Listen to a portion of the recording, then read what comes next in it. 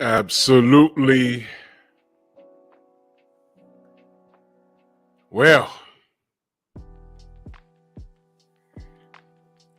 Drew Titan Bronx on deck. Shout out to the mighty LDBC. That's a Painful Excellence podcast. Y'all remember Private Benjamin? I saw this in the movies. Got to be the. Got to be from at least the 70s or 80s to remember this. We're gonna have an in-depth conversation because I've been waiting for something like this. Now, this has been a conversation since about maybe 2015, 2016, but it came up again, and it's pretty funny to me. So I have no military experience, just paramilitary. So I invited some of my brothers over here. They're going to be here in a minute to have this conversation. First, let me say what's up to the family. The Mitchell Show, Tay Tay, future ex-wife, salute, love is the word, Shogun, Dr. Mark in the building, Mark Wunderlich, Troy Will in the building, Eric Jordan, my brother, salute, Kane the bad guy, Jay Nelson, what's going on? Chilltown Majors, Almond hey, how you doing? My brother Kofa in the building. Derek Gaines, the legend, Opulent LD, Melanin, how you doing? Smash the like button, ladies and gentlemen. Lamont Griffin, Razor, what's good? Phenomenal Mexican. Yeah. So let's get to it, man. Now, I tell y'all all the time, I don't know everything. But what I do know, I speak on. And before someone says, hey, man, you know, you're not from the military, you wouldn't know. That's okay.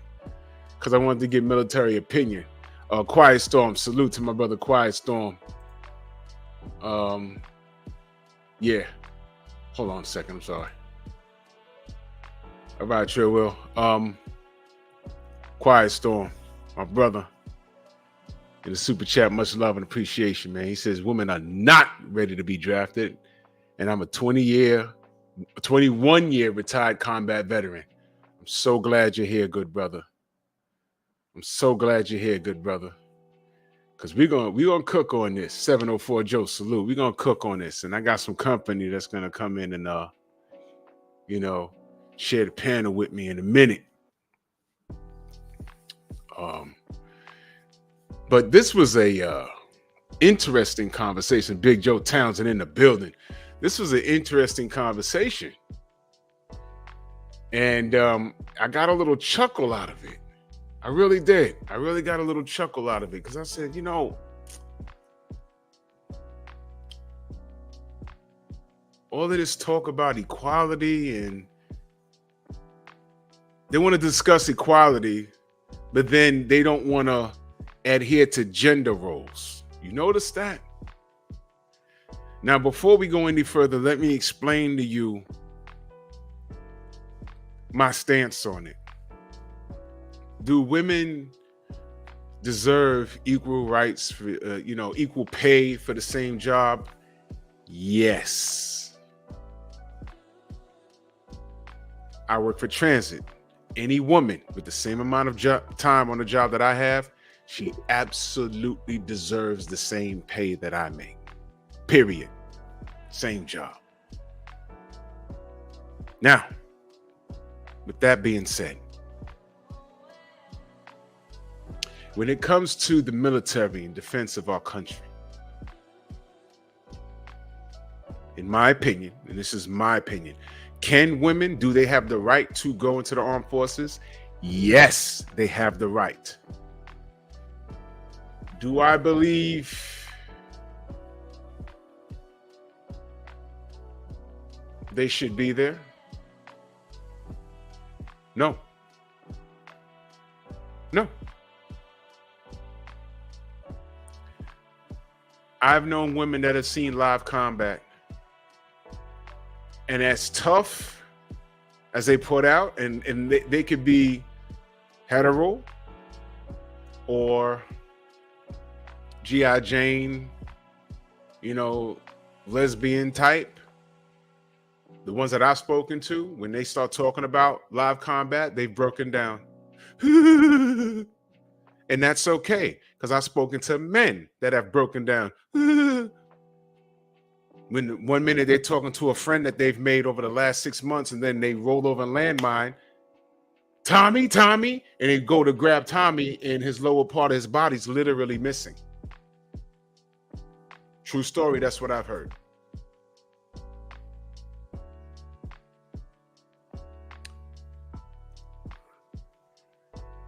And what we're seeing now are women saying, for the most part, I don't want no parts of it. Salute to Amanize, my sister, in that super chat, much love. She said, I want no parts of getting drafted.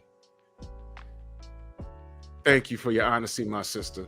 So without any further ado, what I'm going to do is I'm going to bring in one of my brothers that was in the military. True Will in a building. Salute, my brother. How are you? Yo, what's happening, bro? Ain't nothing there. Rachel, Nonito, what up? John Pounds, Rasul, what's going on? Long time no see. Well, I had to hit you up, because I know I know a lot of military personnel, and I hear a lot of things, and some of the stuff that I've heard, I'm like, God damn, I really can't relate to that, because I'm like, shit, y'all did that? It's crazy. And it's even from people that have not even seen actual combat. I'm like, man, that's some ish right there. So I guess my question is, salute to my brother, always supporting Eric Jordan in that super chat. He said, when wanting equality goes wrong, congratulations. Here we are. So my statement was, I don't think women should be in the military, because to me, for what needs to be done, out of 10 women, I'd say maybe 1 or 2 can do the actual ish that needs to be done. And I wanted your opinion on that. Do you agree or not agree on that? I agree. Like from what, as y'all know, I did 8 years in the Marine Corps. Got out as a sergeant, meritoriously promoted twice, 2 combat stints. Done a lot, seen a lot. I was with Combat Engineer Battalion in Okinawa, Japan, my first duty station. Second MAL Battalion, first MAL Battalion in California, which is San Diego. And then second CEB Battalion, which is Combat Engineer Battalion in Camp Lejeune, North Carolina. Seen a whole bunch what we call WMs, or female Marines, women Marines. A lot of the trainings that we did, mock CAXs. CAXs are basically combined armed exercises. Basically, it's us training to go in wartime situations. You'll see a whole bunch of females get shook up as far as like seeing actual combat training, firing those dragons, or firing HD rounds at a stationary target. They get shook when they hear that, hearing deck cord go off. That makes some women have had like anxiety episodes where paramedics had to be called. Honestly, I agree with you, Drew. I don't think certain wartime situations should involve females at all. That's the reason why it took so long for them to bring females into training. Like the Army pretty much is like one of the few that actually incorporates like co-ed training, like female and male soldiers, they can all train together. Marine Corps, no, they're separate. As 1st, 2nd, and 3rd Battalion, then 4th Battalion is all females. They keep them separate, and for good reason. What would be the reason? Because some of the training that we do, they won't be able to handle. Like I can tell you firsthand, like some of the stuff that we did, some of the stuff we did would honestly leave you in a pool of sweat. I remember the House of D's when we was at marksman training, and one of the Marines or recruits, he lost his sweatsuit, so we basically had to run in the cold with mesh shorts and these thin green shirts that we had to wear. And then after that was over, the series gunnery sergeant came to our barracks and basically hazed us for about an hour and a half straight. And I'm talking about we were literally in our own pool of sweat. How many females you know that can handle that? Especially with a series gunnery sergeant yelling in your face. Or you're sitting against the wall with your rifle straight out. And you're holding it straight out. I'm talking about straight out for an hour.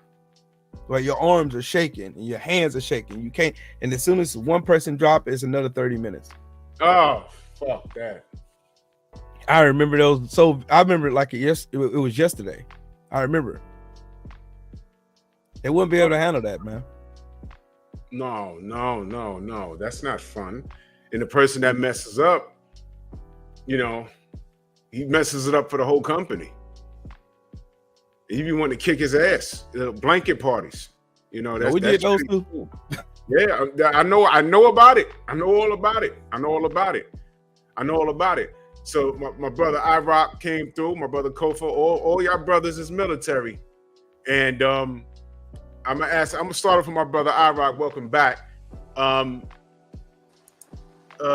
Women in the military, because they're talking about this draft. The conversation has come up again. Okay. And all this talk about equal rights, but the women don't want to talk about gender roles.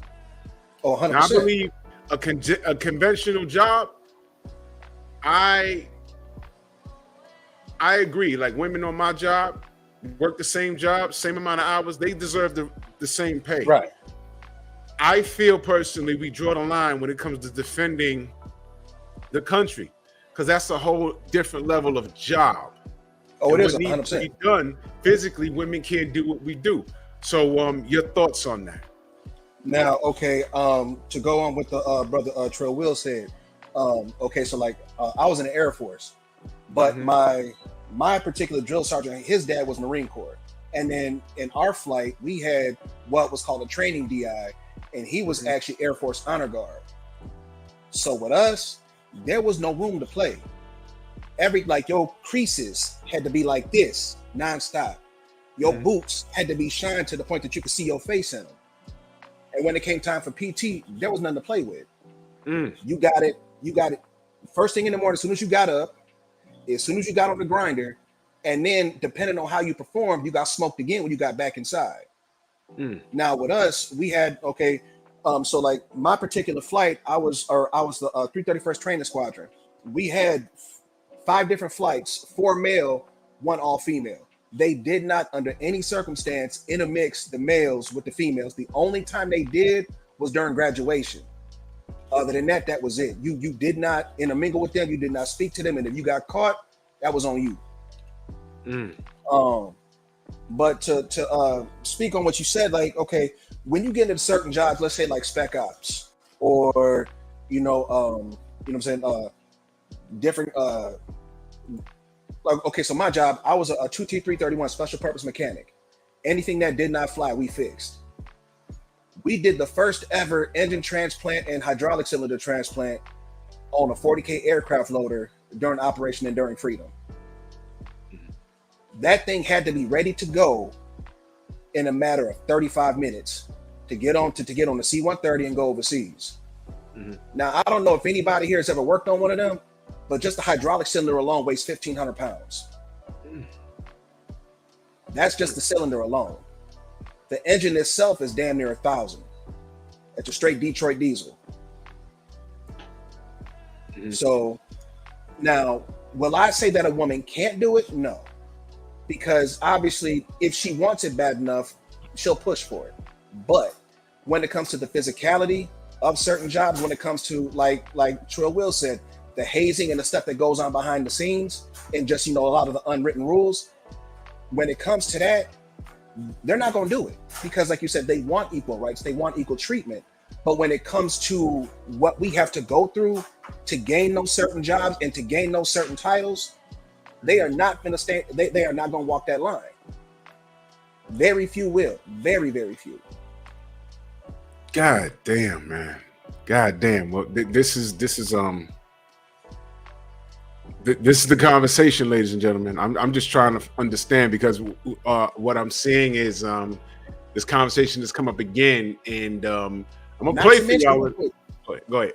I was gonna say, I mean, but it's like, not only that. Okay, now lately, as far as with the whole modern women thing, now, you got all these women talking about, the men need to defend us, the men need to protect us, the men need to do this, the men need to do that. Well, here's the thing: what a lot of women don't understand is that, regardless of what job you are in the military, whether you a cook, you admin, you a mechanic, whatever the situation is, if it really pops off, like it really pops off, you are getting a flak vest, you are getting a helmet, you're gonna get your M16, and you on the front line. And guess what? And when bullets are flying and bombs is going off, at that very second, it could be a decision between you going home and the man behind you going home. Are you ready to walk that line? The majority of them, hell no. I've heard stories about women pushing pencils for a majority of the time, and then when shit hit the fan, it's like, wait a minute, I gotta go into combat, and they, they were scared to death. Yep. My brother Kofa. Peace, bro. What's going on? Can y'all hear me? Peace, God, loud and clear, man. Give it to me, man. Man. Salute to all y'all. Salute to the chat. Salute to Trill Will. Salute to iRock. Everything them brothers said was spot on, man. Spot on. And I'll tell you, I don't have a tough physical job in the Army. So we got 3 different branches up here. We got Marine, Air Force. I'm still in the Army. I got like 6 more left. When I tell you, when it comes down to the draft, let me just start there. When it comes down to the draft, I know women in the military that don't want their son to sign up for the draft. Like, have literally broken the law. Their son hit 17, 18. He isn't signed up for the draft. Fuck that. So if they're not going to send their babies, half of them aren't going to do it. Over half of them. Now, like iRock just said, there's some exceptions to the rule. I never forget, just in basic training, we was out there on the range the first time, everybody getting familiar with the M16, and this white girl was just killing the target. Pop, pop, pop. I mean, dead center mass, not missing. Like, even the dudes, we was like I had some training because my pops was in the military. I had worked on bank trucks, so I was used to having a firearm, period, the recoil, all that. So that didn't bother me. But people were looking at this white girl like, what the hell? How do you do this? She didn't have a typical experience, like, I'm gonna just call it, like a lot of black women have. Right. She grew up with a father. We asked her how she got so good at shooting. I've been hunting with my daddy since I was 7. She'll break that bitch down blindfolded. One white girl out of the whole basic training, cold with it. The other thing, when it comes to the physicality, just with our PT test, there's a male standard and there's a female standard. Now, you want to talk about equality, whatever your rank is, male, female, it doesn't matter. Hell, now transgender in the military, it doesn't matter. Whatever your rank is, that's what you get paid. But when it comes down to possibly getting a higher rank, because we get graded, you can rank up in the Army based off your PT test. That's part of how you get evaluated. So, but there's a male standard, there's a female standard. I heard so many women, when shit popped off, like Iraq just said, whether it was Iraq, Kuwait, whatever the case, it was time to deploy. Shit, nigga, I'm finna go get pregnant. See that? They'll skirt there and do the shit. Say it as a joke. Time to get on that plane. I'm pregnant. Oh my gosh. I mean, and time it just right. It's so much stuff that goes on in the military between genders, and then the other thing, like they were saying, as far as the Army, they're spot on. We kind of combine everybody. You just a soldier, period. But when it come down to it, now you got to worry about false allegations of sexual assault or actual sexual assault. Wow. Because I know there's some scumbag dudes in the military. Yeah. But the false allegations, or the I felt uncomfortable, or I've been out here doing XYZ and I got caught up and now I'm finna call grape on people. See? It happens. So I'm all for women in the military. I know some great leaders. The majority of my leadership has been women. My 15 years in the Army. Don't know how it lined up like that. They're great. But when it came down to the physicality of it, whether it was a PT test, the range, hardcore training we sleeping out in the woods and stuff like that, they ain't built for that. And they'll tell you they're not built for that. They just want their check. Like iRock said, there's a few and far in between this. She with it. This what I signed up for. This what it is. Bet. I'm here.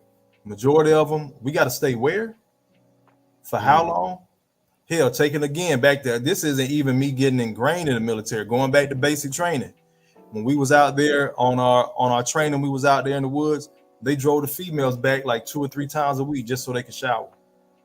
Oh, for fuck's sake. Us, once a week. If that. Oh. If you missed that damn truck, you just missed that truck. Oh, you had guard duty that day, and it was around the same time you were scheduled to be on the truck. You on that gate. You're not getting on the truck. Try to bathe next week. Take you a field shower. Baby wipes. And that's what it is as a dude. The female, bus. All females to the bus, to the truck, whatever the case. Oh, she got duty? Find a male to replace her.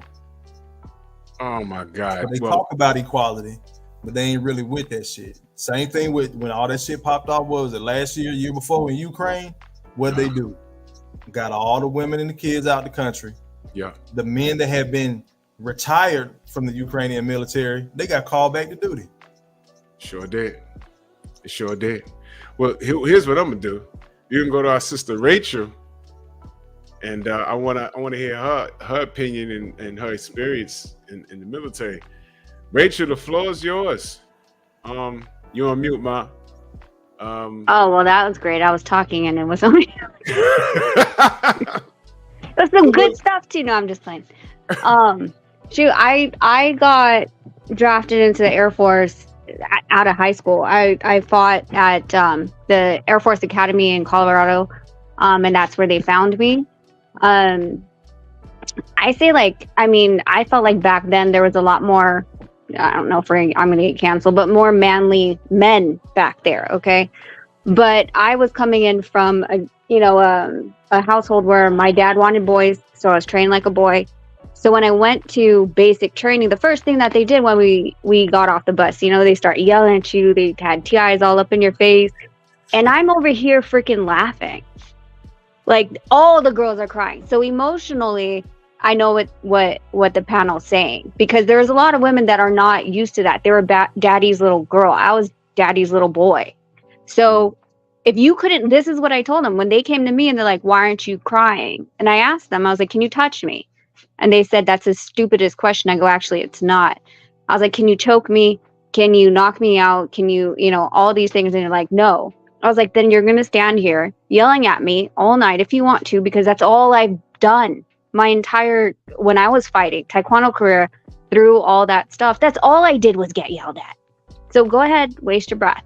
Then they found out I was the one that was supposed to go to the Olympics, and I was on the Air Force team. So then I was getting hazed, right? Because, oh, you think you're a badass. But the thing is, they never really found me a lot of the times, because they always just went to the next Asian girl and they thought it was her. And so some other girl was getting my heat. But I had a female squadron commander at the time, and she would put me up against a lot of the guys. And I would beat them, whether it was in run, push up, sit up. It didn't matter. I was beating them. But it was because of the mental fortitude that I had, that there was no way I was going to get washed or put to med hold. I was going to graduate on time. They actually sent me to med hold, and I refused it. I was like, I went up to my squadron. I was icing my knee. I was doing the laundry and I was icing my knee. And my TI walked in, I stood up, but he already had seen that there was an ice on my knee. Sent me in med hold, and when they brought me to the squadron commander, I told her, permission to speak. She granted, and I said, listen, I know my body best. I was like, this little swell up of my knee is nothing. I fought through worse. Let me go back to my squadron. But you look at that and you look at the men today. What we grew up with, I was born in 82. So I think my generation is probably the last of where there was actual guys that really wanted to play soldier, be a soldier, and I think that's where where we are going to be in trouble when it comes to a draft. You don't know what kind of man you're getting these days. These younger generations, I'm saying, that will be drafted. A lot of them have never shot a gun. I was marksman. Like you said, daddy's girl. Put a compound bow in my hand, still on target. Whatever you wanted to do. And most of these guys don't. They do it on a video game and they think that they can shoot. And then you what are you gonna do? Throw them out into the front line? Like, that's what we have today, and it's scary. Now, as far as, you know, physical strength of a man versus a woman, for sure, I'm not gonna ever say that I can do, you know, lift more than a guy or pull a guy easier than another man is from a burning building. I'm damn sure gonna try, but again, that kind of mentality of, we're all in this together, and if I get drafted, I signed that line. I know what I signed up for. That mentality is not here anymore. So what like the latest things that I've been hearing? Like, it's a conversation that comes up every 2 or 3 years, and granted, it's funny how it's coming up now. We having this migrate issue. Because I'm hearing things like a lot of those guys that are here over the border, the latest hustlers, they're going into the military. Now, I don't know how true that is, but I'm like, damn, that's the flex right there. Queen, she's from the military. Salute to you.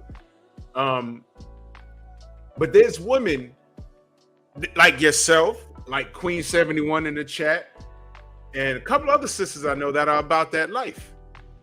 But y'all are rare. Y'all are very rare. And oh yeah. And let me play. Then there's this. Pete. Doing is enabling all qualified Americans to serve their country in uniform, and essentially restoring the situations that used to be before with transgender personnel, if qualified in every other way, can serve their government in the United States military. Oh, this is gonna be fun. You know, we have open bays, like, and that's one of the funniest things for me. You know, I again was in athletic life all my life, so we showered in open bays, but you wouldn't believe how many women, like, once they went into an open bay, like, oh my God, you're telling me to take off my clothes in front of other people. Like, I could just imagine what trans women are going to do if we're going to have open bays or not, and how this is going to be a thing. I mean, well, first of all, I'm too old to deal with that. And, you know, I'm gonna be 48 next month, and they don't want my raggedy ass. But again, we're still arguing over what's a real woman here. But China has a whole campaign led by the government trying to make their boys more masculine. And we're dealing with this bullshit like that over here. But when they asked women, what do they think of the draft? I found this. Peep this, y'all. A new bill before Congress would require young women for the first time to register for the draft just like young men. No, I can tell you right now you don't want me. Take one look at me. You think I can defend our country? I can barely defend myself in an argument. Why do women even have rights? I want to go back in time to when we had to be in the kitchen, no voting, no working, no rights. I'm fine with that. I don't want to go to war. I'll be in the kitchen making Pookie a sandwich. Well,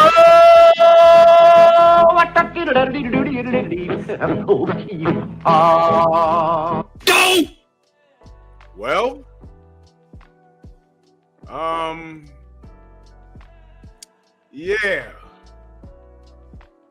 Not Bob, but she said Pookie. She will get pregnant by the worst of the worst. That's if it means exactly what I was talking about. Intention. Yo. Oh yeah. And to kind of piggyback on something Rachel said, and I don't know if Brother Will or Brother Cope had to deal with this, but when I went to boot camp, my very first drill sergeant was a man by the name of Staff Sergeant McClure. Staff Sergeant McClure came to us, and his exact words were, if any of you little MFs got a problem with me, feel free to step to me and say, sir, permission to speak. And then say, you know, and then say what you got to say. And if you still don't agree with it, ask me permission to step outside and handle this like men with no rank involved. And then we're going to get outside and knuckle up. Yep. Now, the only person, this is no lie, now right-handed guy with this. There was a very small gentleman in our flight. His name was I think his name was Emir, but he was a grown man, you know, but he was like super short. I'm talking maybe 4'11", 5'2" max, like Damn. short. But when I tell you smart and like he had his shit on straight, the man was on point. Everything, military knowledge, uniform, all of it was on point. But the thing is, because he was shorter than everybody, and because he wasn't as strong or wasn't as fast, Staff Sergeant McClure always had something to say something to him. Now, me and this other dude named Silas always thought Sergeant McClure was kind of racist because he was always focusing on him, always focusing on him. So finally, one day I got mad, and I stepped to him. We had our conversation. He said, "Is this really what you want to do?" I said, "Uh-huh." So we went outside. Now, I don't know if anybody here is familiar with Lackland Air Force Base. I mean, Rachel might be, but see, so basically, our squadron chief was a man by the name Matt Sergeant Obey. Now, Matt Sergeant Obey was 6'7", 325 pounds, with a 34-inch waist. That man was so big, they had to take 2 3X shirts, split them down the middle, and join them to make one. Damn. He was part of the 800-pound bench club, 600-pound squat club. The man was just huge. And his partner was a man by the name of Matt Sergeant Garvin. White boy, fire red hair, just as big. He came outside, and he looked at me, he said, "This what you want to do?" I said, "Uh-huh." And he turned us loose. So we went at it, and then I grabbed him by the back of his shirt, and I grabbed him by his pants. I tried to run his head wall, and then I'm telling you, I was every bit of 190 pounds back then. That man grabbed me by the back of my neck like I was a puppy and slung me. And he was like, "That's done." He's like, "Now, this is it. We ain't speaking on this. You go upstairs, it's nothing happened." And that was it. Now, 2 weeks later, now, again, everybody who's in here knows that when you in formation, the first person to see an officer calls the flight or calls the company to formation, and everybody salute, right? So basically, we're outside doing our facing movements and everything, and a captain in full dress blues comes walking past. One of the guys in the flight, this guy named Chris, looked at him, was like, "What's up, dog?" To a captain in dress blues, and I looked, and I'm like, "Oh hell." Damn. And then all you hear is taps coming out the door. Matt Sergeant Obey, Matt Sergeant Garvin. I'm like, "Oh, here we go." And he's like, "Who said it?" Nobody snitched. "Who said it?" Nobody said it. And he's like, "Look, either y'all say something, everybody getting their ass whooped out here." Oh no. So finally Chris was like, "I did it." What? He was like, oh, you think you bad, huh? Well, why don't you come to my office real quick? We're gonna move some furniture. Now, anybody from the South or anybody with a black father knows what that means. Yeah. When he said you gonna come in this room, we gonna close this door, we gonna move some furniture. You already know what it is at that point. Yeah. So he went and set us upstairs. You heard that boy get slung off every surface in that room. They sent him upstairs, packed his bag, and washed him back to 0 week. Oh no, not a wash. What week was he in? We were in week 4. Oh. Halfway there. Ooh, I got a story. I got a story. Hold on. ahead. Let me read this super chat. My brother Quiet ahead, bro. Storm in that super chat. He said, "Great, real submissive when that feminist wall crashed." Exactly, brother. Exactly. They gonna learn. They gonna learn, man. Go ahead, Will. Okay, just to piggyback off of what my brother Iraq said and my brother Kofa said and what Rachel said. Boy, I went in the Marine Corps in 1996. Back then we had what's called the whiskey locker. And one of my DIs was named Sergeant Medley. He was from Brooklyn, New York.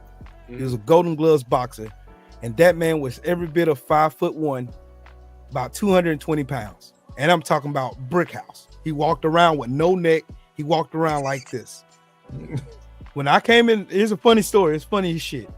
My nickname was Babyface Half Nelson because I looked so young and I was so small. I hadn't got my growth spurt yet. I went into boot camp. I was 5'4", 145 pounds. True story. I grew in boot camp to the height I am now, 5'9". I was almost 200 pounds when I came out of boot camp. My mom didn't know who I was. But anyways, that's neither here nor there. The whiskey locker. Me, if you know me personally, Drew, you know me. I have a very smart mouth. I am an asshole. I would admit that right now. This is gonna make sense here in a second. All right. We're getting quarterdeck for something stupid. Me and my smart mouth, we're doing mountain climbers. I stop. Sergeant Medley stops right in the mid-sentence. He's walking up and down the squad bay. Stops right there at my bunk. Hey, Williams. What you stop for? I reached the top of the mountain, sir. Oh, really? I got a little place I want to take you to, recruit. Come with me. It's called the Whiskey Locker. What's the fucking whiskey locker? I'm over here looking at the person next to his dude named Pitts. He was from Florida. My boy Pitts. I looked at him. I said, "What the fuck is a whiskey locker?" I don't know, man. Just go with him, bro. No soon as I walk in, he hit me with a 3-piece and a biscuit. All I did was blue stars. That was it. Couldn't cry, couldn't bitch up, couldn't cry, couldn't do nothing. All I could do, mouth quivering like a little bitch. When I tell you he caught me. I'm talking about pow. Now mind y'all, I can fight. He whooped my ass. Whooped my nose bleeding. Walked right back out there at the squad bay, got online, got back in position, did my fucking mountain climbers, stayed there, didn't say a mumbling word for 2 days. Didn't say nothing. Only thing I said was yes, sir, no, sir. That was it. Didn't say nothing else to nobody. Didn't speak to nobody. You ain't want to run that back? No, sir. No, sir. No, sir. I learned my lesson. But now, obviously, I didn't learn my lesson because there was another incident like a few weeks after that. Because I became a squad leader. Dude, when I tell you how I bulked up and got really, really big, I'm talking about I'm huge. I used to get smoked with. I was a squad leader, so I got smoked with my squad. Anybody in my squad got smoked, I got smoked with them. Pit, didn't matter. Quarterdeck, didn't matter. I'm going up there with you. I started like, you know how goofy and demonic you gotta be to get smoked for a half hour. You gotta be a crazy son bitch. I'm a crazy son bitch.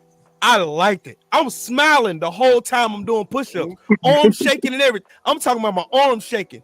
I'm talking about I'm quivering all over. I'm shaking, doing push-ups, still doing them. Well, anyways, this one day,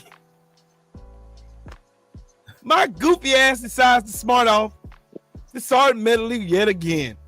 Oh. He said, "Oh, you didn't learn the lesson from the first time you went to the whiskey locker. Don't worry, I got reservations for 2. Damn it. I'm going there, I'm prepared this time. I walk in there thinking I'm going to be ready this time. He caught me upstairs the last time. He got me with that busting my nose and everything. I come up in there with high guard. Yeah. This song gonna hit me in the bread basket, knock the wind out my ass. I couldn't say nothing. You know how when you was little and you said something smart to your mom and your mom catch you fresh out the tub with a belt across your back? I'm talking about I'm so ugly. I'm talking about you look like Whoopi Goldberg on Color Purple. When she said, I'm talking about for real. I'm talking about soul left your body. My soul left my body. He hit me so hard in my bread basket. I could not get my I'm over here. Oh no. I'm looking stupid. I'm looking There was just a couple. Don't get me wrong. I'm not denying that some females do have the mental fortitude to go through some of the shit we may have went through, but I'm telling you, a majority of females are not built for this shit. They're not. I'm going to tell you that. I got to fight with a major when I was on field deployment. Cobra Gold. It was in 1998. Cobra Gold. Bruh, this major tried me badly. He smacked the shit out of me. Like, you know how y'all say y'all the females had to go back to the barracks to take a shower. We had row pools with showers out in the field, and we ran the showers.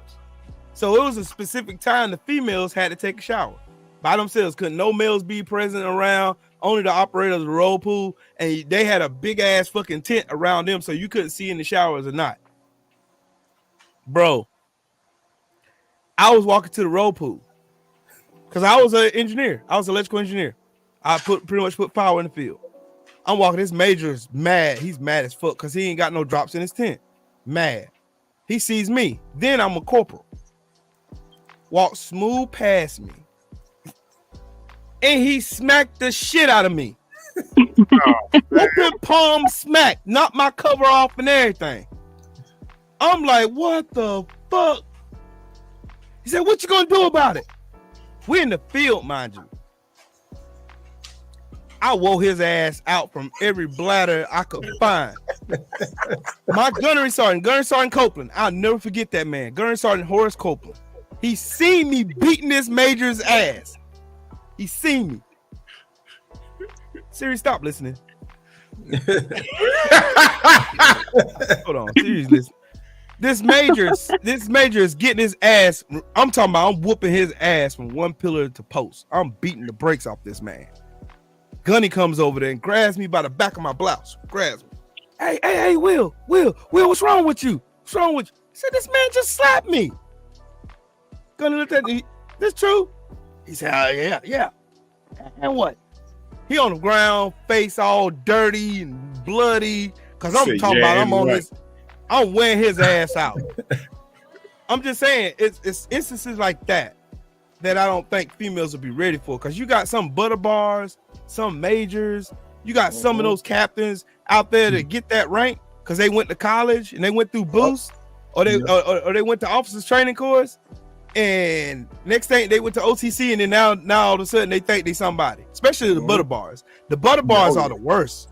Oh yeah. Oh, I've got plenty. When I became a sergeant, y'all know how many butter bars I cussed out for disrespecting my lance corporals and PSCs. Y'all know how many I done put in and they try to go to my staff in COIC, was Staff Sergeant Williams, and he was from Virginia. Bald head dude, his arms were so big. This man literally had to sew the pants leg around his arms so he can get his arms in his blouses. Like, for real, this dude just walked around. He was just big. Me and him worked out together. We worked out together. Like the P.E.P was no joke. 16-minute 3-mile run, 20 push-ups, 100 sit-ups. I was a 300 P.F.T-er every year I was in the Marine Corps. I shot expert. I never fired a firearm in my life. Shot expert. I still shoot on the range to this day.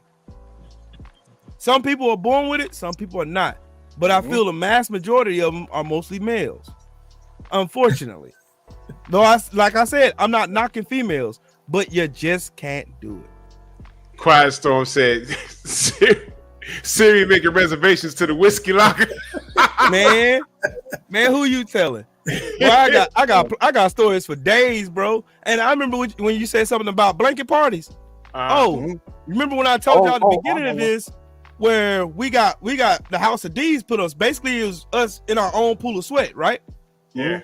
Later that night, guess who was on fire watch? Yep. Unbelievable. We beat the fuck out that dude. His name was Horton. He was from Connecticut. Beat the fuck out of him. He got admin help. Like, okay, so again, real quick, Brother Cole from Trill Will, Rachel.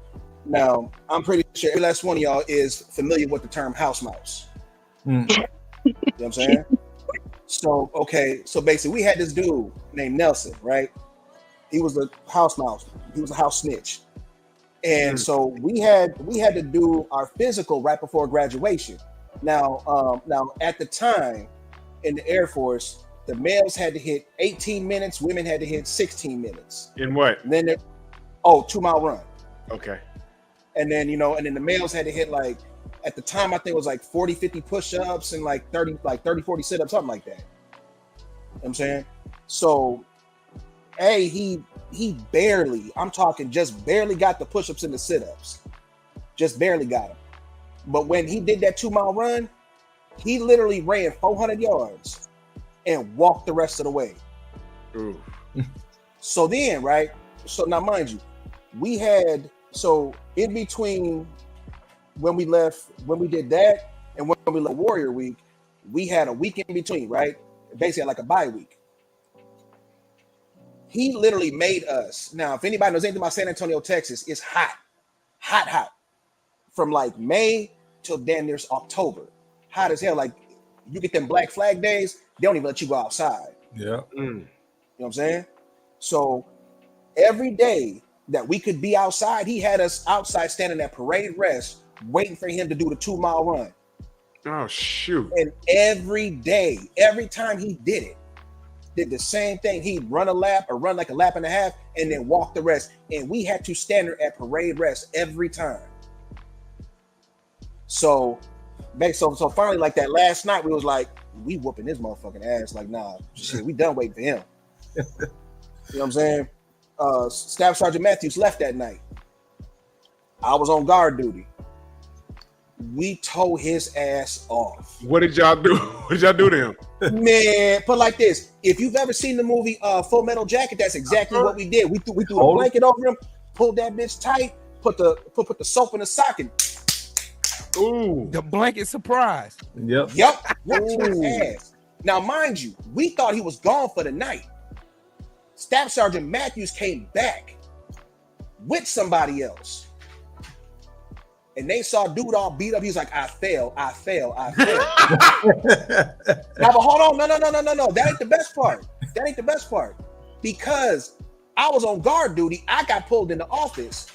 Now, because I got taken to the whiskey locker, they whooped my ass. And they was like, Devin, who did it? Airman Zarate, who did it? Airman Zarate, who did it? I ain't saying shit. Airman Zarate, who did it? Who hit him? They said, Airman Zarate, look, if you tell us now, we'll let you slide. You good. You can get your phone back. You can get everything. I said, I ain't saying shit. I ain't see nothing. And I kept getting it to the body and everything else. Who did it? I ain't saying nothing. So finally, after about 10, 12 minutes of me getting my ass whooped, they let me out the room finally. That following morning, we didn't have no PT because it was like, I think it was like 117, 118 degrees that day. So they kept us inside. He pulled me into the office and he said, Zarate, I'm gonna tell you something. You learned one of the greatest lessons that is not in any book in the military. You never snitch on your brothers, no matter what goes on, no matter what pops off. You deal with that shit in house. But if anybody else comes, you keep your mouth shut. Ooh, I got a story about that. Hey, one thing is about platoon integrity. All right, we had like y'all had it made. We ain't had no damn phone. I can already tell the Marine Corps don't give a good damn about none of us. Phone either. No, take it out. But okay, so like real quick. Okay, so like I'm saying, when we came into boot camp, right? Like they took all our personal effects, took our cell phones, everything, and they went ahead and locked it on the closet. We didn't get our cell phones back until after we graduated. Oh, But okay. basically, he was saying that if I had a snitch, he'd have went in the closet and got me my cell phone. I'm like, I ain't stupid. No. Ooh. Yo, I got a story about that. Platoon integrity. Don't you snitch on your brothers, or don't let nobody push over your brothers. We in formation outside the chow hall. We're in our third cycle, getting ready to graduate. We 2 weeks before the crucible. It's after going to the marksmanship training week and all that shit, doing the PT, doing for our PT, and we do a rifle crawl. And we're standing outside the chow hall. We're getting ready to do chow duty. And everybody know chow duty week is hell because you get up at 3 o'clock in the morning and you don't go home till 7 o'clock in the evening. And you working all day. Yeah. But anyways, we outside. We all in parade rest, and we're standing outside the chow hall. 2nd Battalion Hotel Company comes storming through, and 2 of their Marines tried to break ranks into our platoon. Y'all remember that scene on what's that movie? Hercules with The Rock, when they had those shields up and they couldn't slide them. They literally walked into a brick wall. Me, my homeboy Steels, my homeboy what's old boy name? Brown, and it's another cat, white boy. We all platoon leaders and the scribe. You know, the scribe carries a flag. These motherfuckers try to break in our line, try to break our ranks. We beat their whole platoon ass. So our staff sergeant Melly, he got promoted. Then Staff Sergeant Duncan, he came out. He was our senior drill instructor. Staff Sergeant Duncan came out there with the biggest shit-eating grin on his face, and we got pitted for an hour and a half. And he had the biggest smile on his face. And let me tell you why. Because he told me this at the boot camp. He said, "Williams, do you remember when y'all was outside the chow hall right before the crucible, and 2nd Battalion tried to break ranks, and y'all whooped their ass? And I pitted y'all. You know why I did that? Because I did it as a celebration." Celebration? Right. By whooping our ass in the pit? No, he said you don't get the big picture. You see what happens? Your brother is your most important ally in the field. When you in combat, that's the one that's defending your 6. What you can't see, they can. If they ain't got trust in you, knowing that you'll be willing to go down with them, then how is it possible when you back in garrison that you allow that to happen? So what would have happened if y'all let them walk through y'all platoon? The integrity is gone from your battalion, from your platoon. Your platoon looks weak. You all look weak. If one of you look weak, all of you do. I'm talking about the dude who forgot his stuff and got us doggone pitted and we whooped his ass. He was fighting. All of us were fighting. Every last one of us. All 74 of us was fighting.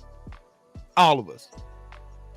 That stuff sticks with me. I remember all this stuff like it was yesterday because it sticks with me to this day. That's why I'm like, as far as the LDVC is concerned, that's why I'm so dug into the LDVC, because it reminds me of the brotherhood that we had in the Marine Corps.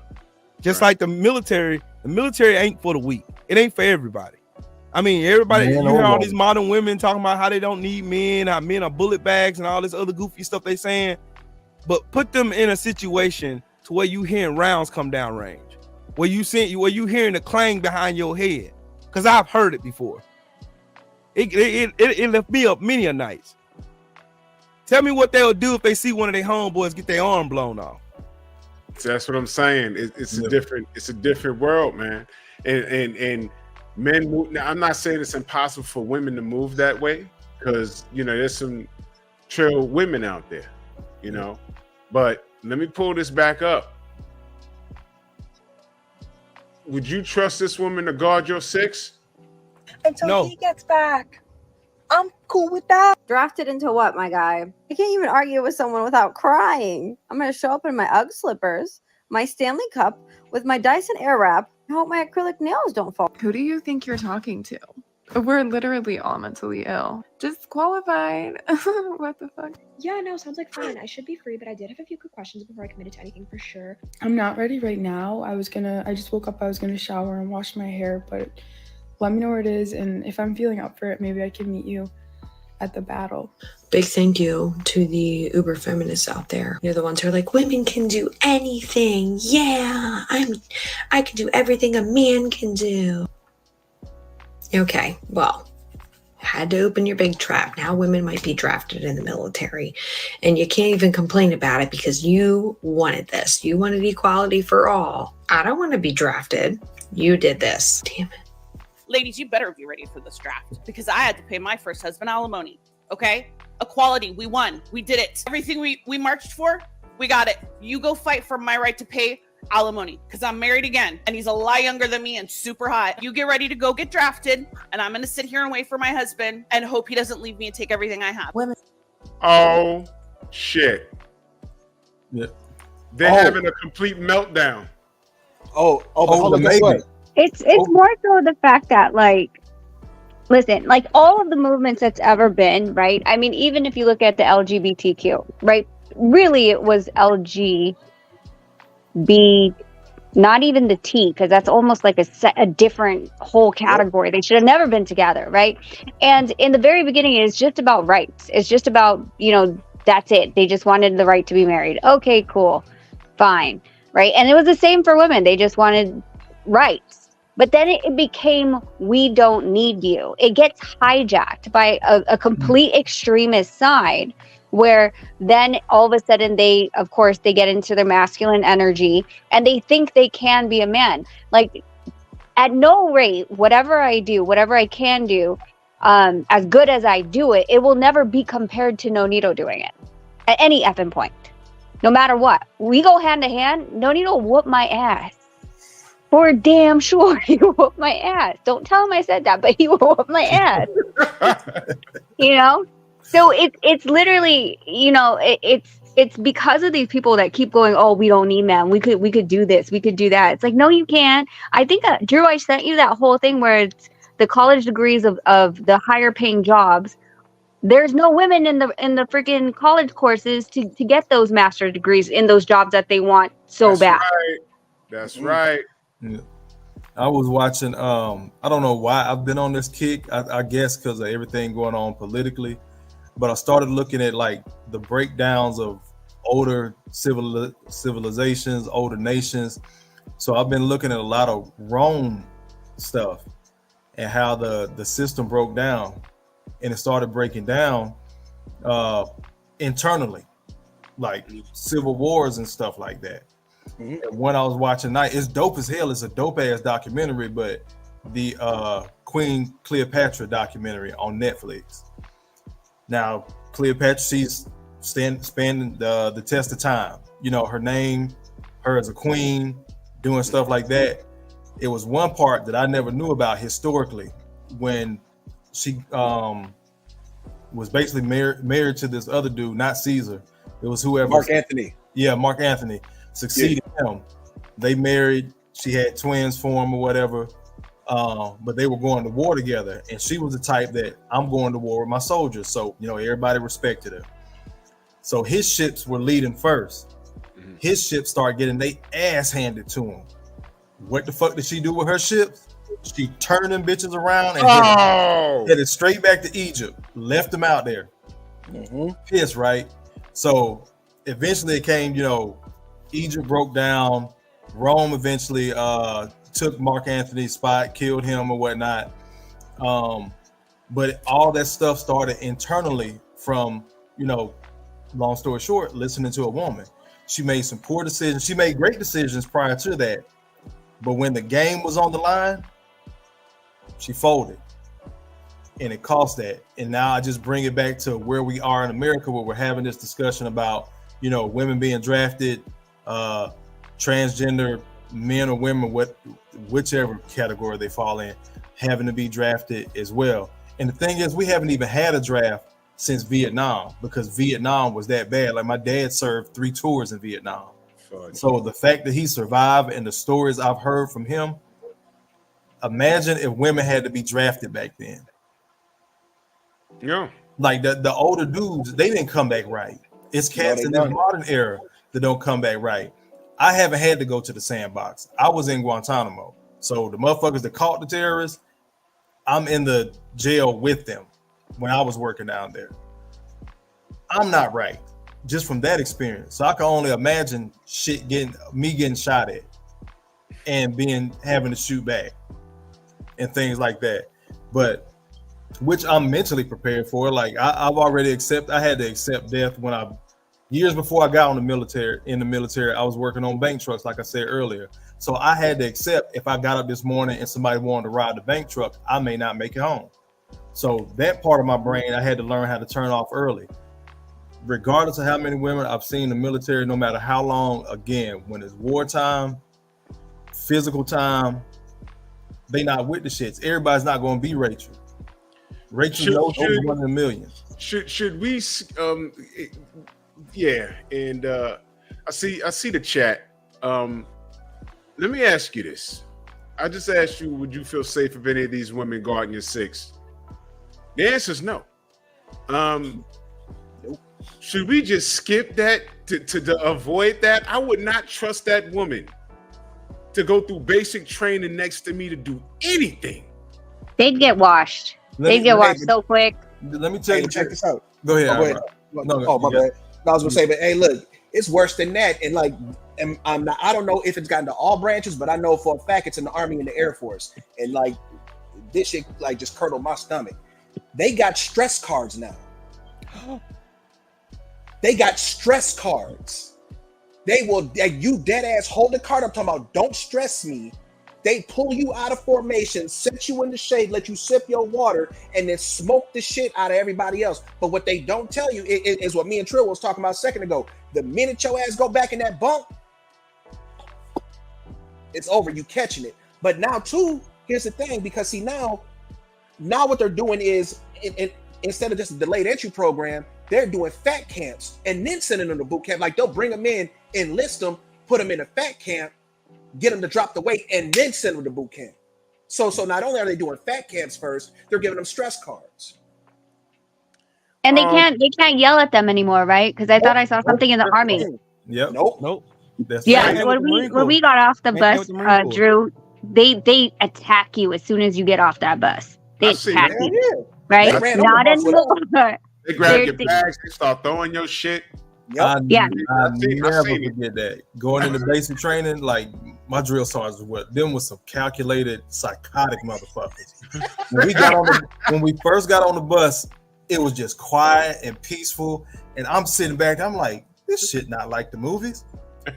All you saw, we pulled up to the barracks, you heard them brakes. Get the fuck off the bus! Yeah. Start throwing bags. I mean, mix-matching people bag because you had your name on your bag and shit already. They throwing the bags, mix-matching them, then throwing people clothes out and shit, mix-matching them. Now figure out your shit. You got 5, 4. Man, the first day they smoked the shit out of us. And we had the women that we had in there, some of them were already talking about quitting. A couple of them made it to like week 2. Now, mind you, they got to ease you into it. They're not stupid. They know everybody can't do 100 push-ups like that.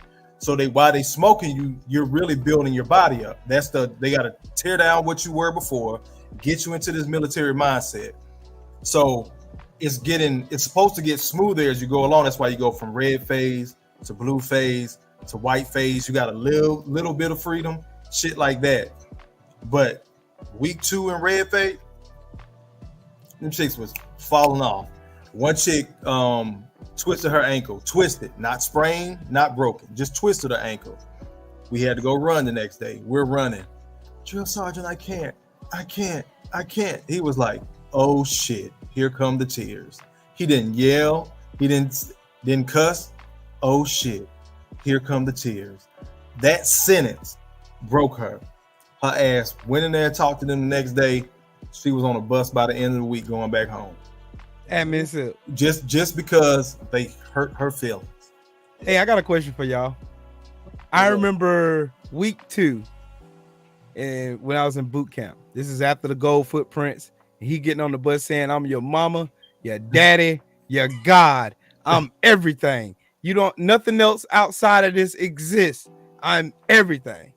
Well, we're sitting in class, learning about the history of the Marine Corps. 3 drill instructors walk into the room, and everything gets quiet. One of the senior drill instructors walk up to the front of the podium and grabs the microphone and says, "At 0300 tomorrow, you guys are loading up, grabbing your M16s, and you're getting on a bus and you're going to load up on a C-130, and you're headed to Kuwait." They said it with a serious ass face. Do you know how many motherfuckers started passing out, throwing up, and crying? I'm talking about grown ass men, for real. I wonder what would happen if they put a group of women in a room, have 3 male drill instructors walk in and one grab the mic, tell those same words to those women, what would they do? Because it scared the living shit out of a lot of people. I'm sitting there looking like, okay, let's go. This is what I signed up for. Well, let me say this. Well, first, let me address this. The brother Derek Gaines says, with today's military be comfortable serving with the trans person. Let me say this. If it's a male transitioning to a female, I don't know what, I know they in jail, they give them their meds. I don't know if they do that in the military. Because if you have a penis and a pair of nuts, you're with the dudes. I don't care how long your hair is, and you would much rather be a man in actual combat than transitioning into a woman. So I don't know if they're giving out the medication that makes them, or that estrogen. They don't give it out. They I want to say it may be covered by the military insurance, which is TRICARE. So why would you give that to a goddamn soldier? This is stupid. Look what Welcome Down Ram said. He said stress card and fat cans, we're gonna lose. I just said, remember I spoke about this a couple of shows ago. China is on a campaign to make their kids more masculine. Their boys. It's gonna take a while, but anyway. Yeah. Hey Drew. I can say it because I'm part Chinese, okay? So I can say it. I'm not being racist. Hey, salute to you, Rach. And thank you for your service. Hey, I'll paint a picture for you, Drew. The showers in the male barracks is pretty much like a prison shower. It's one big open room with a bunch of shower heads. Oh, man. And it was the most weirdest feeling in the world the first time I took a shower in that shower. But eventually you get used to it. But I couldn't imagine being in a female platoon and all females are taking showers and this dude takes his clothes off and his meat is just right there. And he's just in the shower like nothing's going on. I don't know how they can handle that shit. Just to be honest. You got to address it because they won't, what the military won't do as far as the army, they won't identify that person as a female until they're done with their transition. Yeah. Now, I don't know if that fully means you've had the surgery and remove your penis, or until you're done taking a certain amount of hormones. Nothing has really been, because they can't go with the women because they still got working parts, man. Right. Yeah. Because we have open base shower too. Yeah, if it's identified on what we call your 2 alpha, basically your personnel file. If it's identified on there as you're a woman, you've completed your transition. I don't know if that includes surgery or not, but if once you're identified as a woman, you're a female. This is part of the politics, where the politics come into it, because this is the thing people gotta remember. The army, the military period, is just another branch of the government. There's people up higher, the what we call the land of gods and kings, the people with all this rank. No matter how much rank you may see at your unit, there's a 4 or 5-star general up there with Congress's ear. Congress has their ear. If they are the representative for whatever respective branch, and they whip that pencil, that pen, and say this is what it is, that's what it is. Facts. You can feel how you want to. That's what it is. We've had, like, I work in JAG, I work in the legal shop. We've had to give trainings and then go back and remix the trainings because they changed some part of it on dealing with transgender soldiers. And it's the progression. You gotta remember, first of all, you had to be a white male. Then they started, back during the Civil War, they started recruiting Native Americans, black people. Then it became females. Then everybody came in. So they're constantly trying to keep up with this, with society, with progressivism. To Trill Will's point, with all the tussles, with all the tussles he's got into, it's not even whether or not the females can handle that type of tussle. The senior ranking officer or drill sergeant, he doesn't even have that option to check a female like that. Nope. it's been so many, when going all the way back to basic training, it's so many female soldiers that mouthed off to the male drill sergeants, because we had a female drill sergeant, but she was in whatever military school, so she didn't come back to actually instruct us until like the last 2 weeks of basic training. So anytime before that, the females would smart off. Guess who got smoked? All the males did. All the males got smoked because of what? Salute, Dave.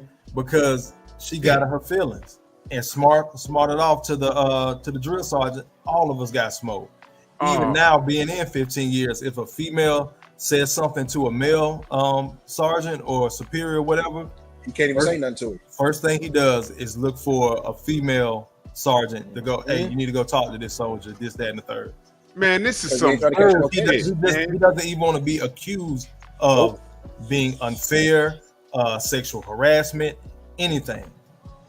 Hey, Copa, the secondary, second your point, in the Marine Corps in boot camp, you couldn't even look at WMs.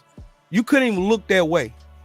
Like when we went to the rifle range, 4th Battalion was training with us, all females. Yeah, mind y'all, we've been in boot camp for weeks, couple months now. We ain't seen no women. All we seen was swingings.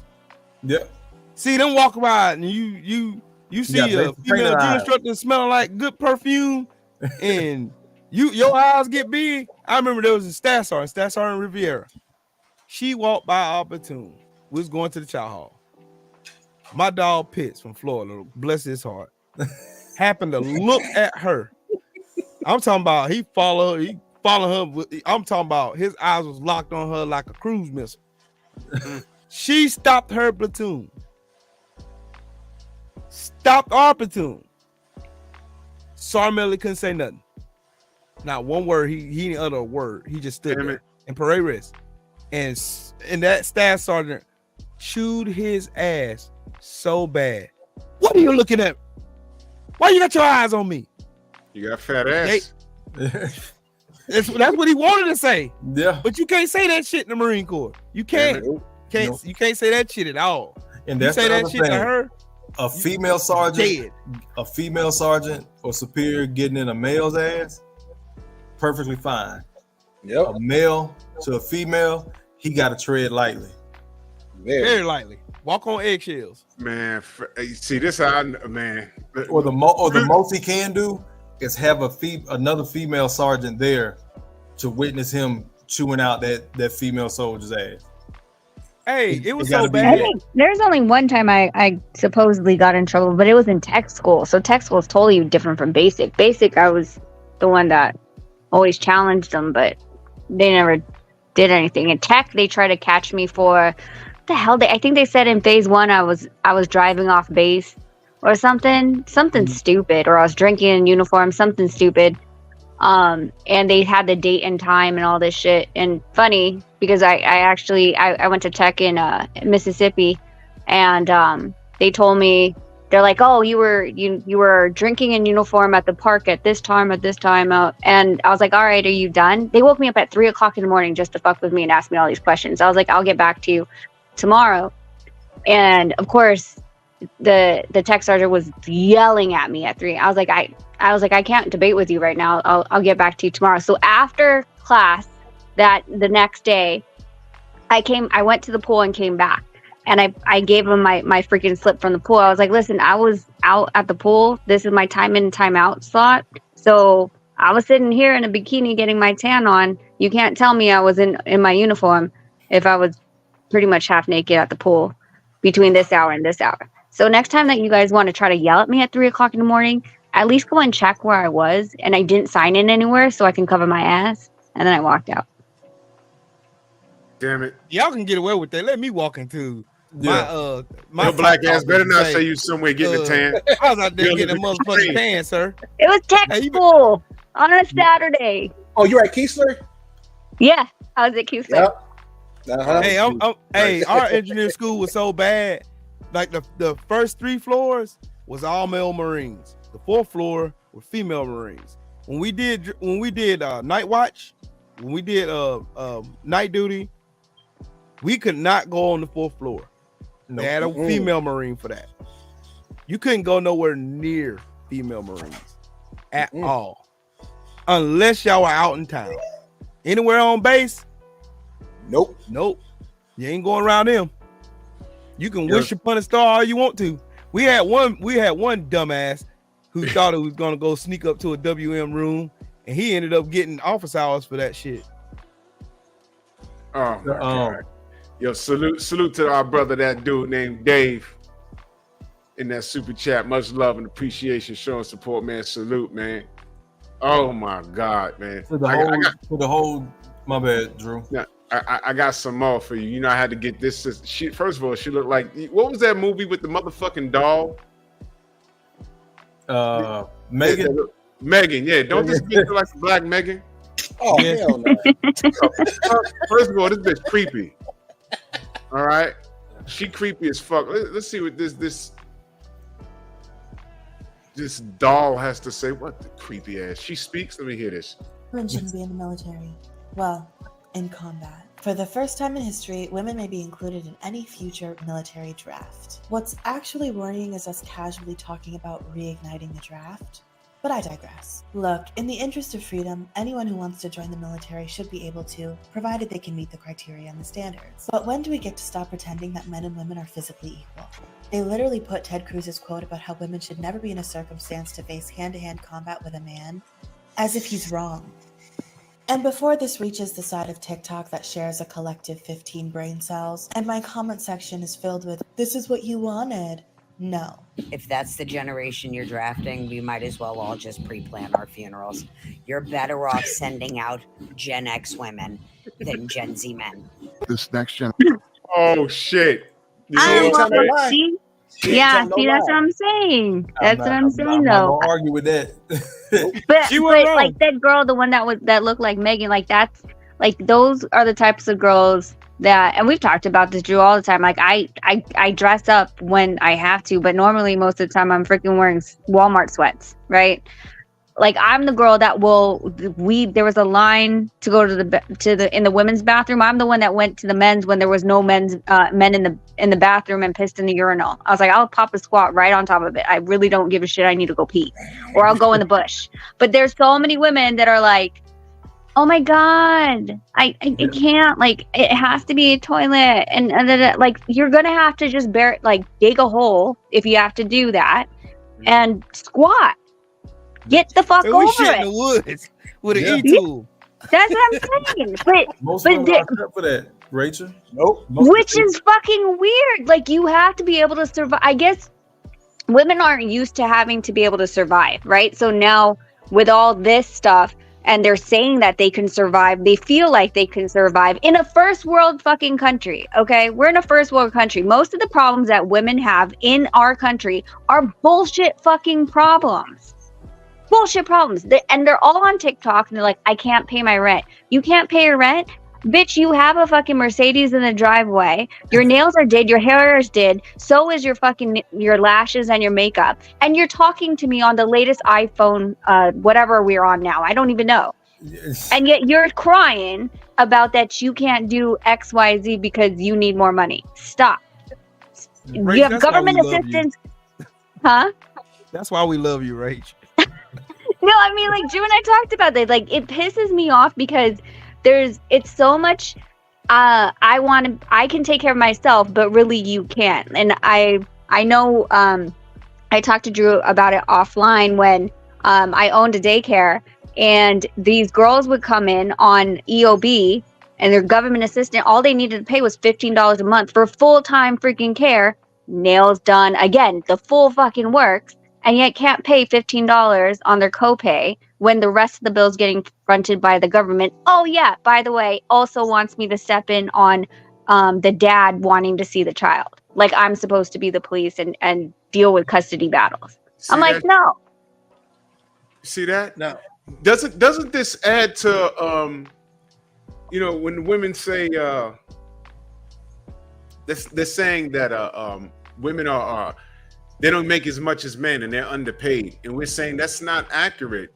Y'all are just not taking the same fucking jobs that we're taking.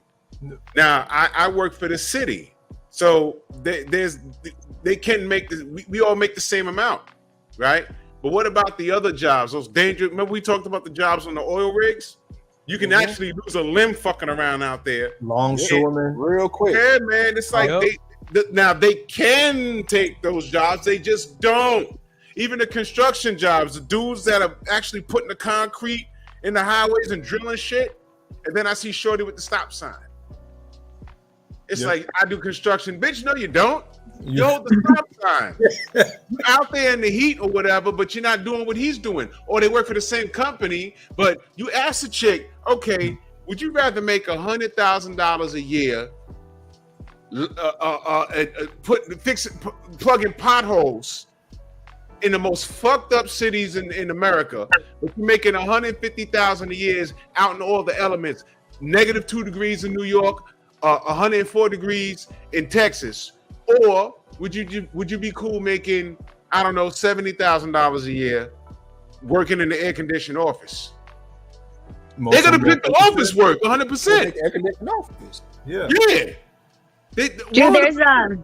there's a job I saw. I don't remember. It was a Yahoo article, but it was $500,000 a year, and you only work only work 4 days a year.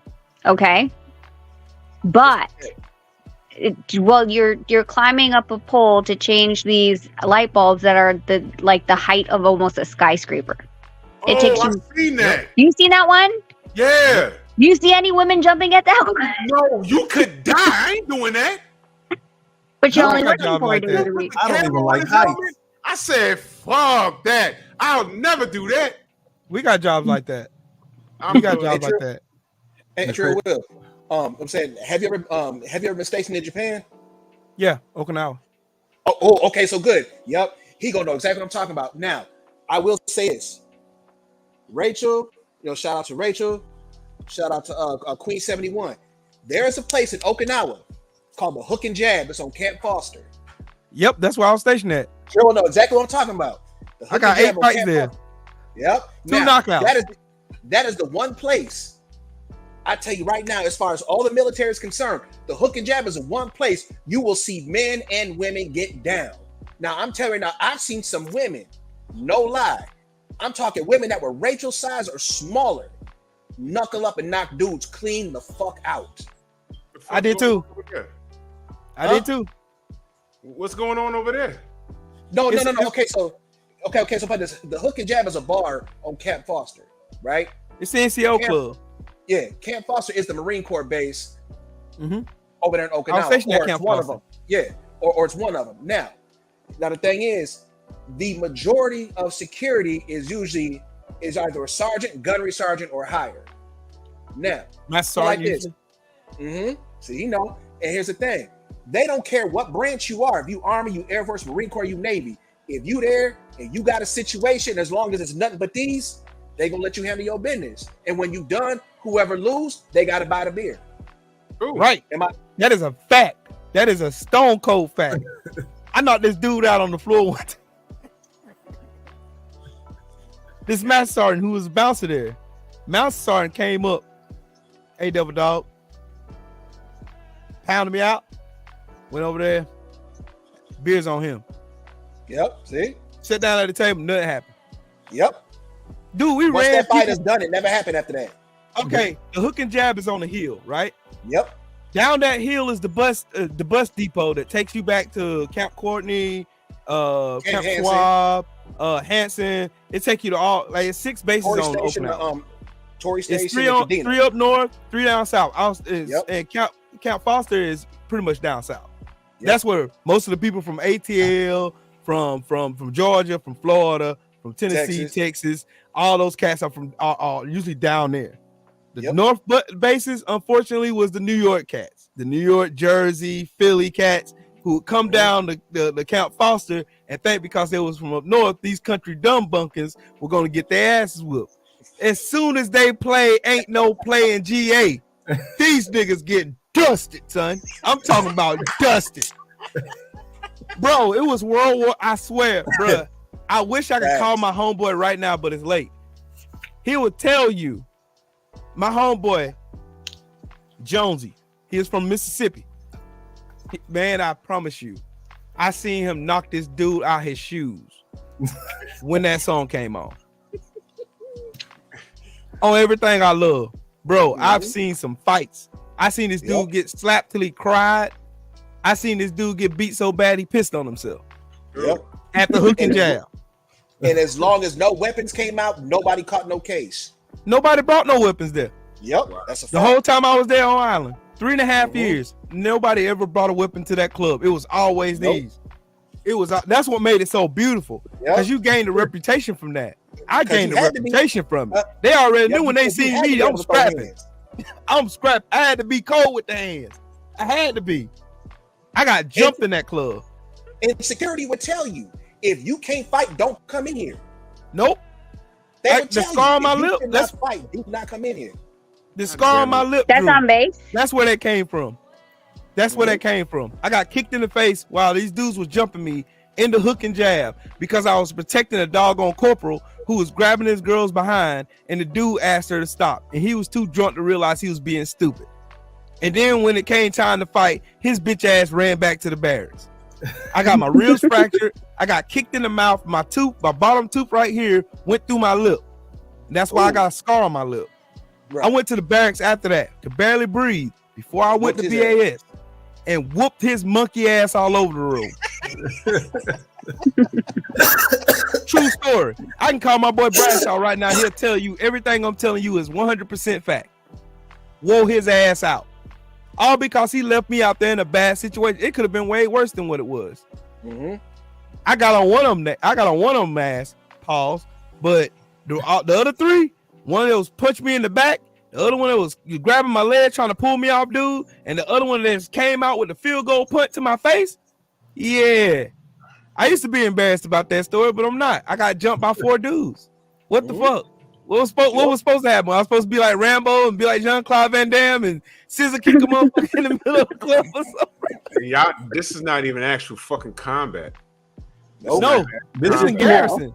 This is in Garrison, bro. Like Trill Will said, you might get into it with somebody of a higher rank than you. Old school army. Let's come out these ranks. Go out here in this motor pool.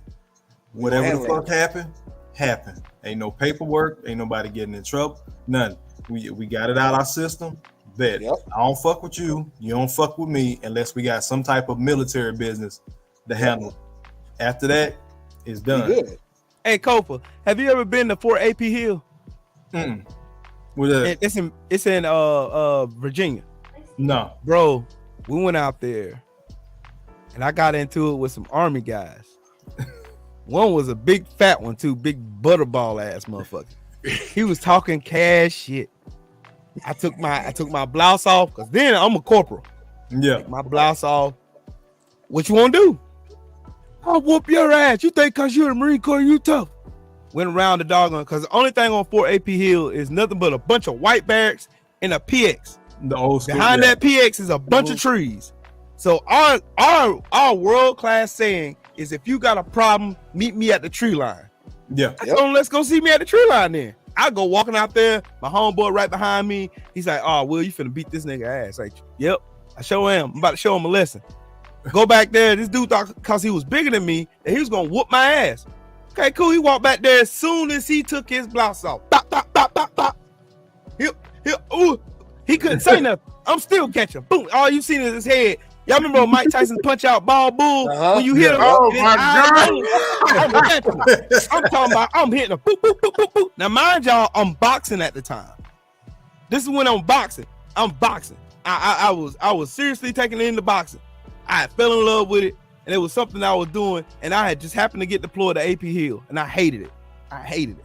So I took my frustration out on Big Boy. Whoa his ass out there. He was over there. His homeboy coming to get him up, man. See, you should leave them jawheads alone. Yeah, you damn right. We'll whoop your ass out here, man. Soon you said boom, Mr. Shelton pulled up. Hey, Queen 71. Am I lying about Fort AP Hill? It's nothing but white buildings and a PX. That's it. That's all that's out there. and woods. That's it. Damn. Is that worse than in the Gap? Yes.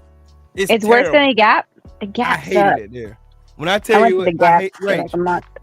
Rach, if think of the most boringest place in the world you ever been to in your life, and then multiply that by 12. It was okay. So the most boring was when I was stationed in Cheyenne, Wyoming. Oh God! Do you know how many fights I got in there? A lot. Because of course you're bored. The fucking radius of the town is half a mile. Everyone in your business, they drive by your house like, oh, whose car was at their house? Blah blah blah. And then that freaking rumor goes real quick. Then you're beating people's ass left and right.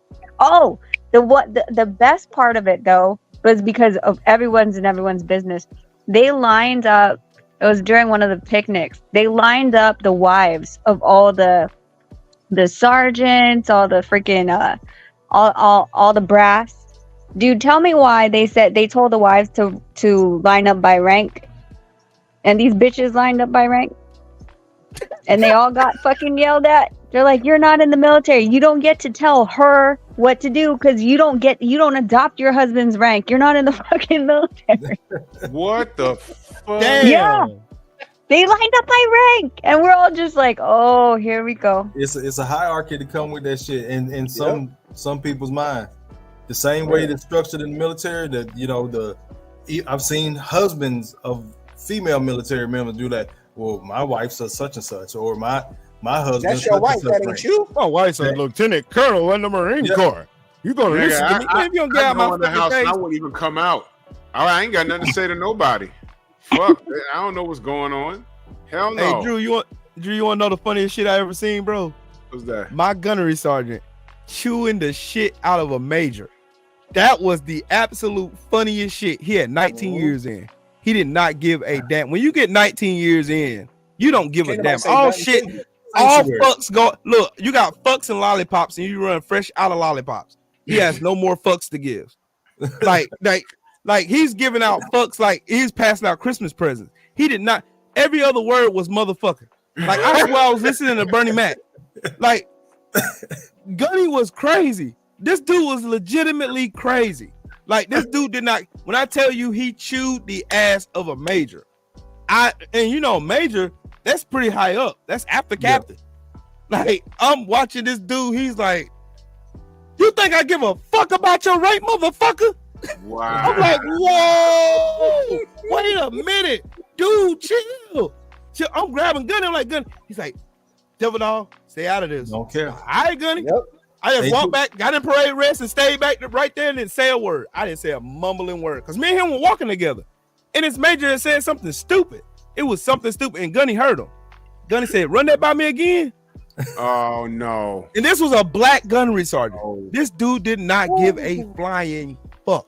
Did not care. Not none. Zero. Zilch. Nada. Did not. He would cuss out the commandant of the Marine Corps. Did not care. did not care. Dude, when I hit sergeant, I didn't care. I was cussing out butter bars left and right. So with all of these stories being told, see, that's why I'm glad I had you on the panel. With the majority of women, knowing what we know, how do you think the first wave, let's say summer 2024, things get crazy and they're like, "Yo, look, we got to start drafting." And the first 300 women they call, how do you think that's gonna pan out? It's gonna be a shit 25 show. of them make it. I don't even give them 25, I rock. Bruh, I give 15. Yeah, about 15 half. make it. I was gonna say that the women that want to be in the military, they've already signed up for the military. Oh, guaranteed. So now you take half of those that signed up for the military, and you got to cut it in half again. Because some of them just signed up for the education. Oh yeah, yep. GI Bill. Free education, free signed up for benefits. that. Some of them may have signed up for medical, may have had a kid, and baby daddy ain't shit. So I got to do something. So you already taken a half of a half. You're gonna keep. You got to split that in half. To where you got an actual soldier, where you got an actual troop that's a female that wants to be there. I'm going to make this a career. I'm going to put my all into it. And those are the ones that Trill will tell you, Rock will tell you. Those are the ones that we respect. As men, 100%. ain't shit finna happen to her. No like actual. We brothers in arms. That's a Facts. sister in arms. Ain't shit finna happen to her. Somebody get out of pocket with her. You talking If about? you come for her, you come for us. Same thing. But I can those tell you her ones name, Swift. That are weak as fuck. That are just ain't nobody got time for her because she's the first person who's gonna call you grape on somebody or say somebody was trying to do something or she felt the magic word uncomfortable. She basically a barracks rat. We can't even take them out. That's the other thing. I got a homegirl that was Navy. She's a she Navy through and through. Like she's one of maybe 3 females in the Navy that are actual what they call boasters mates. So the big ass ships, she's the motherfucker that steers that. It's like 3 of them in the Navy. And she was telling me a story about this chick, like you said, Bears rat. You know, again, it's mostly men in the military period, but especially in the Navy. So they're out in the water. They're just out in the dead ocean, just floating, doing what the Navy does. Every payday, this one chick on the ship would have a line of dudes lined upside her room. She was bad. She was gorgeous from what my homegirl was telling me. She was selling pussy. Oh, So you have they don't ship a lot. Ooh. Wait. No, you heard it right. That's a fact. Yeah. They You got be to doing do that. that. That happens, That's a man. fucking fact. Yep. Yes, sir. That happens. Wait a minute. Like, Wait a minute. like, look, I put it to you this way, Drew. Like, I was known for hustling cigarettes. Like, I was known for it. Like, I would get on ship with 3 cartons of Newports because they didn't sell them nowhere around the world, only in the United States. Yep. And you know, people gonna fiend for them joints. $30 a pack. Facts. 100%. There was a female that was selling butt on the plane on the ship, and she had a line of motherfuckers lined up around the boat. Yep. Oh God, no. You know We what? out here work now, mind you. We out here working out. We seeing them going around. Like I'm talking about one after the other. Boom, boom, boom, boom. So imagine this: you get paid First and 15. First and 15, military get paid. Check hit like clockwork. If you got USA, you might get your check Or 2 Navy days Federal. early. Or Navy Federal. You You might get yours get the day before, the 2 14th. days That's early up. sometime. Yeah. And let it be a holiday. Oh, that bitch coming 3 days 2 ahead days. of time. Yeah. Oh, yeah. 2-3 days. Factual. So Factual. So she got a line of dudes on the ship. Imagine one of these big ass ships ain't nothing but the majority of men working on that, and she got a line of dudes every 1st and 15. Getting paid. She getting her Navy check on top of whatever she charging. Of course, she busting heads. Making a killing. They found out, they put her out, you know, or whatever when they got back to port or whatnot. But the fact is, this stuff happens, Drew, and that's They when do it in the field too. They do it in the field too. Yeah, when in you the out field there for a all the while. time. Yeah, all the time. A Now, deployment. what happened? What you ever had a situation where women gotten pregnant while based on the fucking? Yeah. What the fuck? No, Bro, way. in Greece, bro, we did dynamic mix in Greece. We trained with the Croatian Marines. I'll never forget this. I worked in utilities platoon because I was an electrical engineer. We worked with the electricians, the wiremen, air conditioning, and water. We pretty much was the utilities, like we pretty much the light, water, and air company out in the field, pretty much. So we had a different base camp from everybody else. So we would have to literally have 2 people go around the whole bivouac site, which usually be anywhere from 50 to 250 tents per bivouac.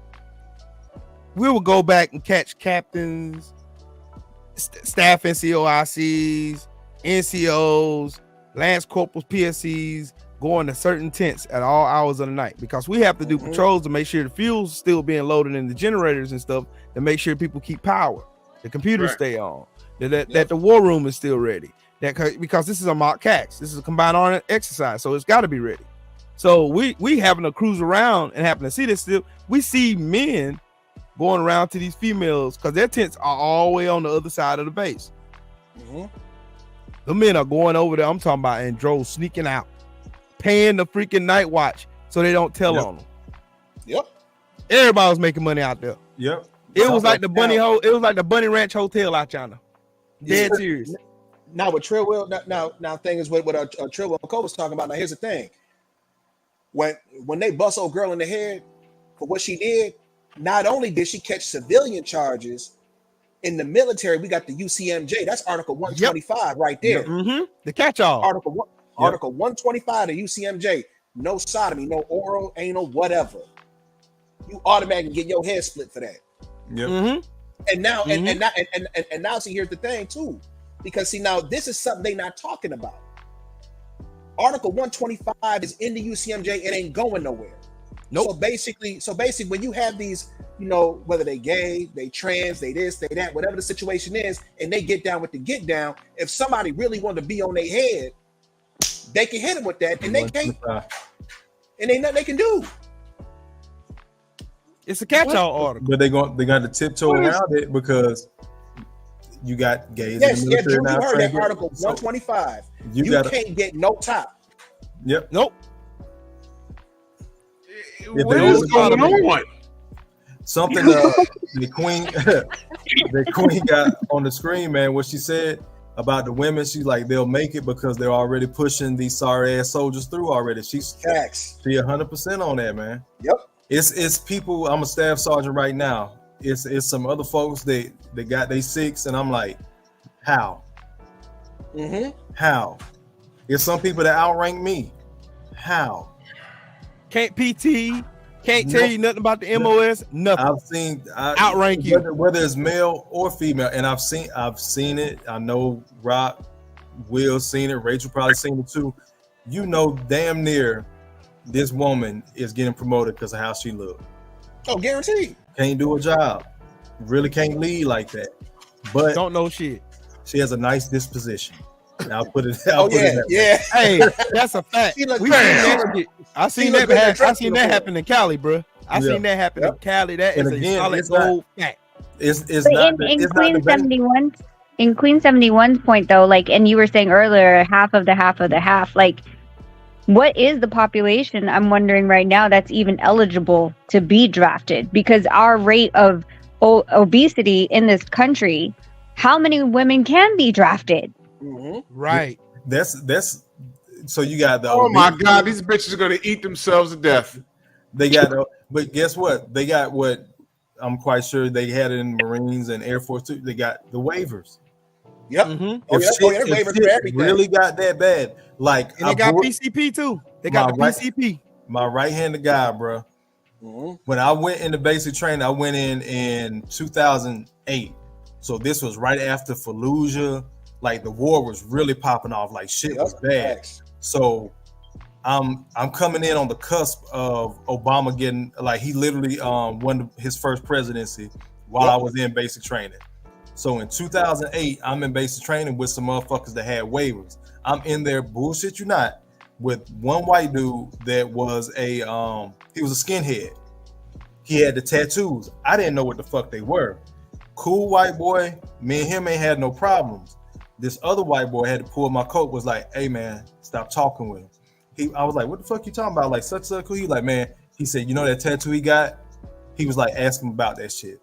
I fucked around and asked him. Whole face changed. Dude, stop fucking with me.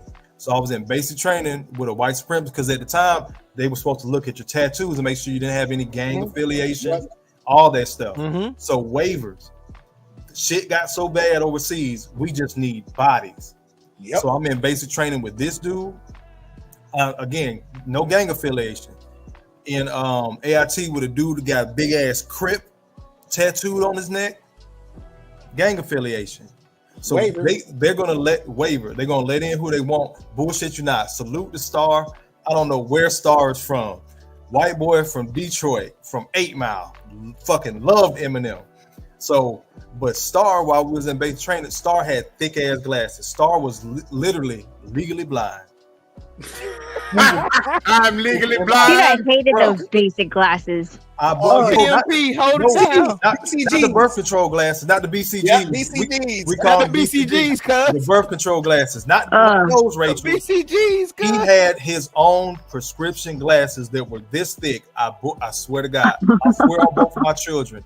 If Star wanted to blink, he had to pull his strap for it, his glasses for it, so he could blink, because he could not close his eyes while he had his glasses on, because his frames were that fucking. I bullshit you not.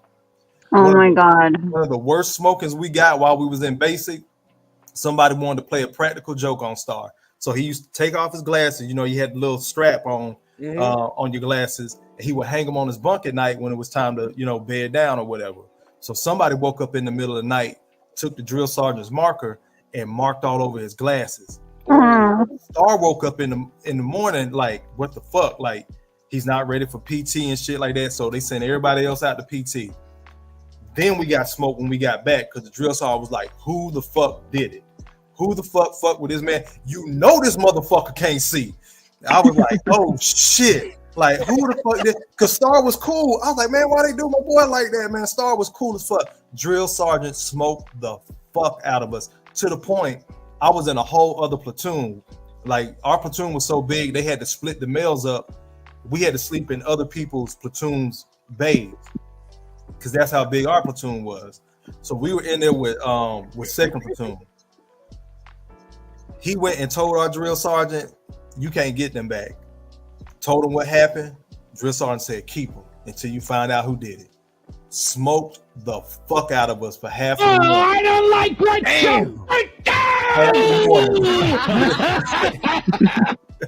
to this one cat from Brooklyn. He was a straight up asshole, like the stereotypical asshole New Yorker. That was that nigga. Like, he was the poster child for that shit. Just rude as fuck to everybody, all that shit. He was the motherfucker that did it. So he finally confessed after about 2.5 hours of push-ups, military prayer, like drill sergeant smoked the fuck out of us. That dog, man, god damn it. The fact I'm here telling this story and I survived, I can only be thankful to God, because my heart was finna come out my fucking chest. Hey, you ready to tell your story now? The lifetime, bro. Bruh, he smoked the fuck out of that because of dude's glasses. And like, we came back down, and the females was like, damn, where were y'all all morning? If you don't get the fuck out my damn face. Oh yeah. If you don't get like, bitch, you would have died today. You would, I'm like, gonna beat your ass. You, Shut the you fuck up. struggling with push-ups and the run, you would have died today. Cause he smoked the shit out of us for those glasses. Mm-hmm. So little things like that we had to go through as a brotherhood. When the women can survive that shit and stand tall with us, ain't nothing gonna happen to them. Like everybody on the screen said, we're not saying that women can't do it. It's just few and far between. Like again, select few. Yeah, it is, man. So this direction we're going in the country. If shit popped off with China, I told you, Drew, go watch that fucking movie Dragon Day on Amazon. Oh, yeah. That shit. If shit popped off with China for real, bro, I don't know if we're gonna make it, man. From the technology to the physicality, I don't know if we're gonna make it. And that's including, like Rachel said, with the men. We ain't gonna make it, dog. Right, okay. We ain't gonna make it. I'm gonna go ahead and tell you. I know you being cool, you know. I'm gonna tell you now. From what I see, we ain't gonna make it. Cause you know why? Politics is involved in every aspect of our lives now. Right. And these goofy dumbasses who don't know what they're talking about are serving these conspiracy theories up to people in masses. And people don't know how to unplug from the internet. They don't know how to unplug from CNN and Fox News. They don't know how to think for themselves no more. They have to have other people to tell them what to do. And now these dumbasses, you put them behind a gun, you get Mill Team 6 behind the gun with his stomach hanging all the way out, looking like he's 20 months pregnant, coming out here trying to run a PFT. Nah, we getting smoked, dog. No, Will, remember the guy that the girl that Drew was talking about the other day on P.E.P. I don't want her on my team, please. No. No. Actually, let me take it back. If she's in front of me, I guess it wouldn't be that bad of an idea because I can. That's a good shield. That's a good shield. But she's probably gonna run first. She's probably gonna run first. You know what? You know why we got the training we got now? When the war popped off, I forgot that soldier's name, but they revamped. By the time I was coming in, they revamped basic training, so we had to go through like harder. I'm not even gonna say harder. It was just more streamlined to combat type of training when I was in basic. And the reason was it was a soldier, female soldier overseas. Her platoon got hit while they was outside the wire. She didn't know what the fuck to do. Oh yeah, I heard about that. Like it was a big news story. I don't know if she was a PO, ended up being a POW, but they kind of touted her as a hero. But the word around the army was, and it spread back to us, was like she just didn't know what to do. Yeah, she froze. Oh my god! Yeah. Oh my god! She froze. Oh my You know, god! No! that can happen. You know, a person could, you know, shoot straight bullseyes and score high on the written exams. Once you put them in actual combat, they just they freeze. They don't know what the hell to do. Oh my god, they're shooting, looking at Our us. drill sergeant was big on that. He was huge on that because Hey, I got a screwball question for y'all. I'm sorry for interrupting. Yeah. But we had an incident where this Lance Corporal he got deployed to Afghanistan. And this is right after I got out. And he was in my platoon, went out to the field, and because there was a sergeant there that bullied him a lot, he took a lot of grenade and threw it in the tent. Yeah. Oh, What? Oh shit. What? Wait. What? Took a live frag grenade, threw it in the I heard tent. about that. Why? While people were sleeping. Why? Because he was fucking crazy. Yeah, pissed off Because he was getting He got bullied. tired of being bullied. couldn't He got handle tired it of it. emotional. And I have male friends like that. I'm like, man, I wouldn't stand for nobody cussing me out all the time. Like, first of all, once you're out of basic and your Nobody do all tech that. school, ain't nobody doing all that shit. You're gonna have your dust Nope. up, like Will said. But it's very like the military is very streamlined type of. It's damn near corporate, depending on where you work. Like even if you work in the motor pool, you know what I'm saying? Like It ain't what you know, it's who you know. You're working at a Yep. mechanic shop. Yep. Different things like that. It's very streamlined, so it's not like that. But I have male friends, grown ass men. Man, I couldn't do that, man. I be done shot somebody and did. I'm like, what the fuck? If you can't handle nobody yelling at you, how are you gonna be able to handle somebody shooting at you? I was like, you know what? You keep your ass out of the military. That's what the fuck. Save everybody. Like Will said, the dude threw in a live hand grenade. We had a case for a soldier like that. Similar. He didn't use a live hand grenade. This is the crazy part. It was at a fucking training event. He took one of the prop grenades, you know, to shoot off sparks and shit like that. Yeah. Did the same exact thing. Threw it in a fucking tent.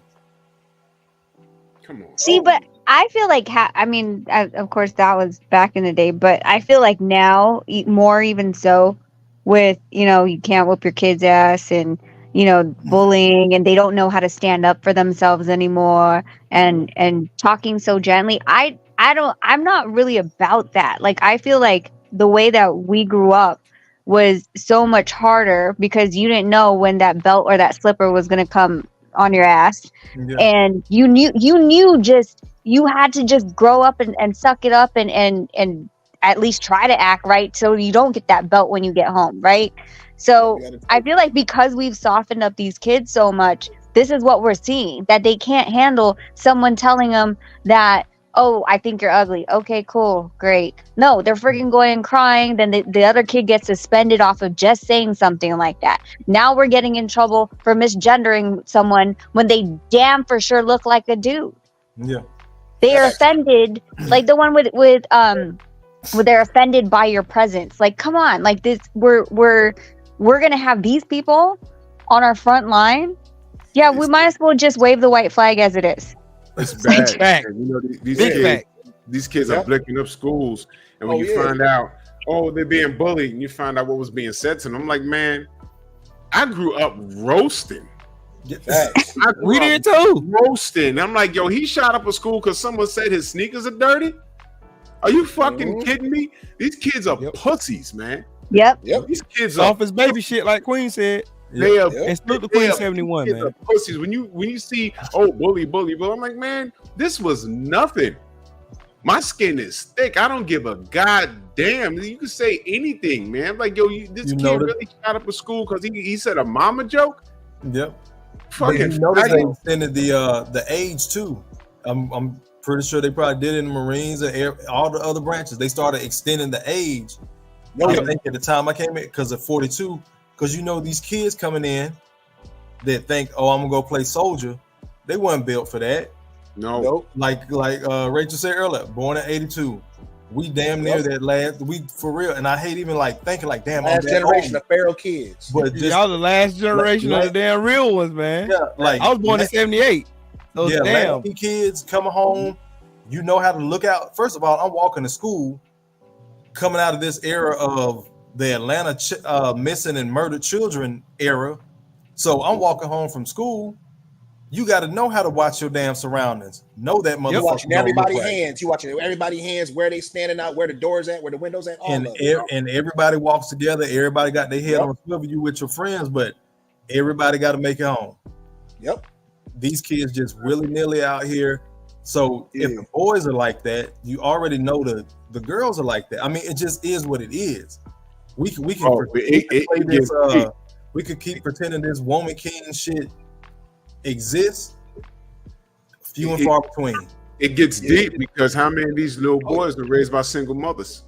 Man, whole lot. They get emotional.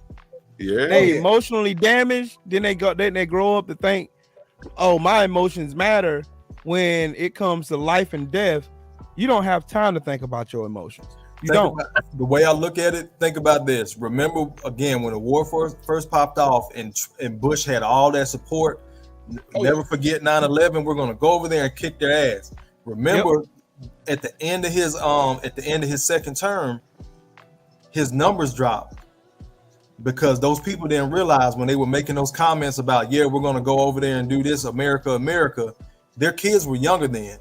By the time that war was still going on, when their kids were getting ready to graduate high school, and now they got to start making a decision to go in the military and shit like that. His numbers dropped because their mind changed because, oh shit, I ain't prepared my kid for anything like this. That's right. Mm-hmm. My kid could actually die. Oh my God, my kid might not come home. Yep. Right. Yeah, they wasn't ready for that. That's right. And now I was real quick now. Will Cope said, shout out to Queen and shout out to Nitrate, because they spitting straight fire in that chat. Now, yes, they are. Now I'll tell you, something I'm about to say. Rachel will know exactly where I'm coming from with this. All right, now, because matter of fact, Drew, me and you spoke about this the other day. My testing date for my 3rd degree black belt is in March. I have a 20-person panel. There will be 20 black belts to beat your ass. 7th degree and higher at that table that I have to perform in front of. That's number one. Now here's the thing. If you go back, I'm talking like Taekwondo from back in like the 60s, 70s, 80s. I'm talking like when they was literally kicking people's heads off their shoulders. Black belts back then, if you did not cut it, you did not get it. If you did not, you couldn't just meet the level. You couldn't just do you couldn't just do the physical conditioning and do your material. You had to excel and go past it. And if you didn't, you did not make rank. It ain't like today. Martial arts schools today, for the most part, are belt mills. If you got enough money, you can be a black belt. We're a black belt academy. What the fuck is a black belt academy? The whole point into doing the martial arts is to strive for excellence, to become a black belt and then eventually become an instructor. Right. That's the whole point of it. But the thing is, nowadays, now it's like for example, my instructor, you pay for your classes. You do not pay for tests. You have to earn the right to test. Right. You have to show him and prove to him that you understand your material. You know it front and back like the back of your hand. And then and only then do you earn the right to test. And when you test, if you don't pass, you don't pass. You go back to the drawing board, you do it all over again. Right. And that's why, and see, the reason why I say that is to say this. A lot of these kids today are so used to shit being given to them, being spoon-fed, being catered to. Mm-hmm. I told my daughter 22 years old, I told her, I don't give a damn what your mama do for you. You ain't gonna come in my house doing none of that silly shit. And any bit of money you get, anything I give you, you gonna earn it. You don't want it, take your ass right back where you came from. Facts. Big old facts. Something I rock to echo on your sentiment. Well, congratulations on everything you've done, and also good luck on your testing that's coming up. Thank you. Appreciate that. I was a national champion when I went into my first black belt testing. I failed, and I won't forget that the boxer that was there, well, he was one of the ones that failed me, was Eddie Croft. He fought Barrera and I think Morales as well.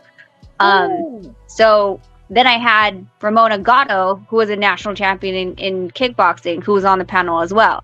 So as soon as I passed the second, when I passed the second time, that's when they were all gunning to beat my ass. They lined up because all of them get to test you, and I got my ass beat. Completely got my ass beat. And it took me years to get it. Now, like IROC was saying, it's McDonald's franchising, and you pay for your belt. They tell you, okay, pay us this much thousands of dollars, and we guarantee your black belt in X amount of years. It's bullshit. And they can't fight. And they can't fight to save their damn life. That shit is so disheartening. Like, I haven't done martial arts since I was a kid, and I was pretty fucking good. I took Kempo as a kid, like Okinawan Kempo. So it wasn't just learning the katas and having to fight. Like, we had to learn the history. Like, that was part of our class. All that shit. So to hear that is so disheartening, man. I would not think of, like, it's one thing to be talking about the military, but now you throwing in my martial arts. And like, I was pretty good as a fucking 11-year-old. I know we're talking belt talk, but I was ranking up pretty quick. Yeah, I know what you because I had a sensei that was fourth degree black belt, like cold. Of my sensei Ernesto Martinez. You can go look him up on YouTube. Cold as fuck. Little ass Mexican dude would hand you. I literally saw him do the Street Fighter, I literally seen him do that shit. I've seen him do that shit, bro. Like, he had like the different mats. Like, I'm watching this man. Like how I think IROC, you were talking about one of your senseis, like he could take his fingers and put that shit. That shit is real.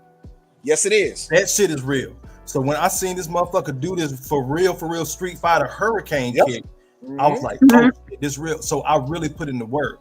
So I was like a belt away from being, like 2 belts away from being a black belt, like at 11 years old, because I know I was a green belt then. Yeah, I was a green belt. I went into like little monk mode. I would go out in the park. My friends would be playing tag, basketball, all shit. I'm practicing my kata with a bunch of trees and bushes and shit around me. Like it was some martial arts movie because I was that dedicated. We ended up moving, didn't find another martial art that I really wanted to, participate in at the time. So that is what it is. But I know the work I put in.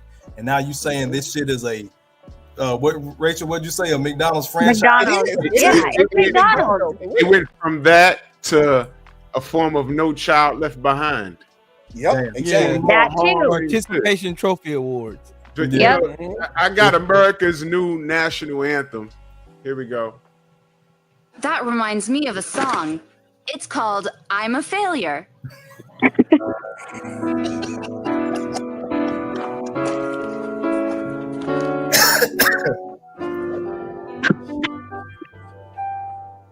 I can't do anything right.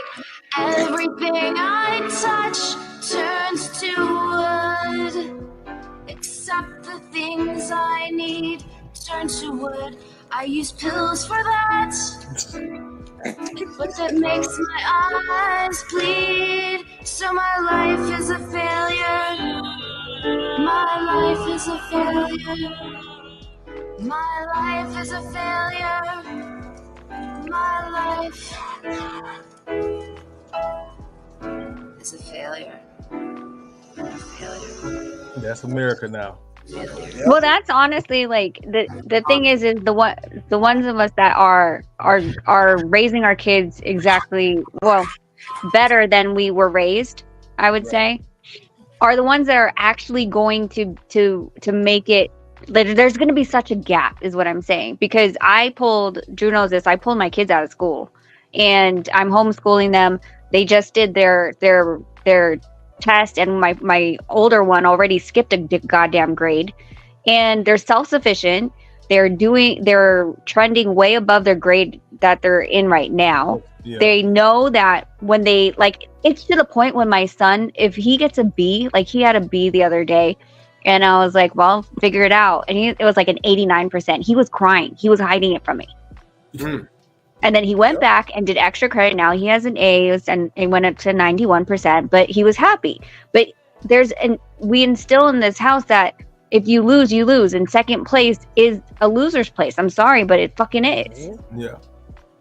Yeah, And you're man. not gonna get like, oh, let's go celebrate and all this other stuff. Like, no, like if you didn't freaking win, you just didn't win. That's work harder next time. I knew it was fucked up when my nephew was doing Little League and everybody got a fucking trophy. Yep. I said, no, them niggas over there lost. Them little motherfuckers lost. They lost.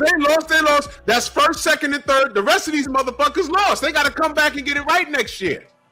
Get the fuck out of here, man. This shit was crazy. And by the way, I got a little soundbite from Dave. Basketballs don't hold grudges. Whoever the fuck that meant, but that was dope. So and Drew's met my son. Actually, I think he's the one that called you. Wait, who called you the evil cowboy? The DJ or the other one? It was DJ. The DJ. Okay, so my son's a 9-year-old DJ. Yep. And he went up to Drew and told him that he was an evil cowboy for some weird reason. He said, "Don't be offended." I said, "Okay, here it comes." Childhood honesty. You look like an evil cowboy, and then he ran off. Wow, that was awesome. Like, okay, to kind of give y'all a picture of what me and Rachel and everybody was talking about as far as like a lot of these schools basically being McDojos, right? Okay, so there was a school down the street from my old apartment. It was called APSK, or what it was stood for was American Polynesian Shaolin Kempo. So he was just spinning a bunch of bullshit. Basically, is what it was. It was pretty much rebranded. It was pretty much rebranded American Kempo. That's what it was. Yeah. Did he say Shaolin Kempo? Exactly. It was rebranded American Kempo. Japanese Chinese guy. Those are two different Asians. No, you know what I'm saying? So like I was like, I go in there, right? I'm fucking with a Jewish Muslim bitch. Facts. So like I walk in, right? I had literally just got done teaching. This was probably 6:30. You know what I'm saying? It was probably like 6:30, 7 o'clock at night. Just got done teaching. And like I called my instructor. I said, hey, seriously, I'm about to walk in here. He said, Devin, before you do, take off your top, take off your belt, put on a regular t-shirt, and just act normal. I said, I got you. I ain't gonna do nothing. I swear to God. So I did exactly what he said. And I walked in there because I just wanted to see how they was conducting class. As soon as I walked in, the wife rushed me and was like, here's the packet to the school. These are the packages we got. I'm like, I just wanted to see the class, see what y'all doing. Then the husband walked over to me, and this one I was like, nigga, y'all know you get your ass up on a daily. Dude couldn't look down and see his feet. Oh, he's pregnant. The head instructor could not look down and see his feet. Was he breathing heavy?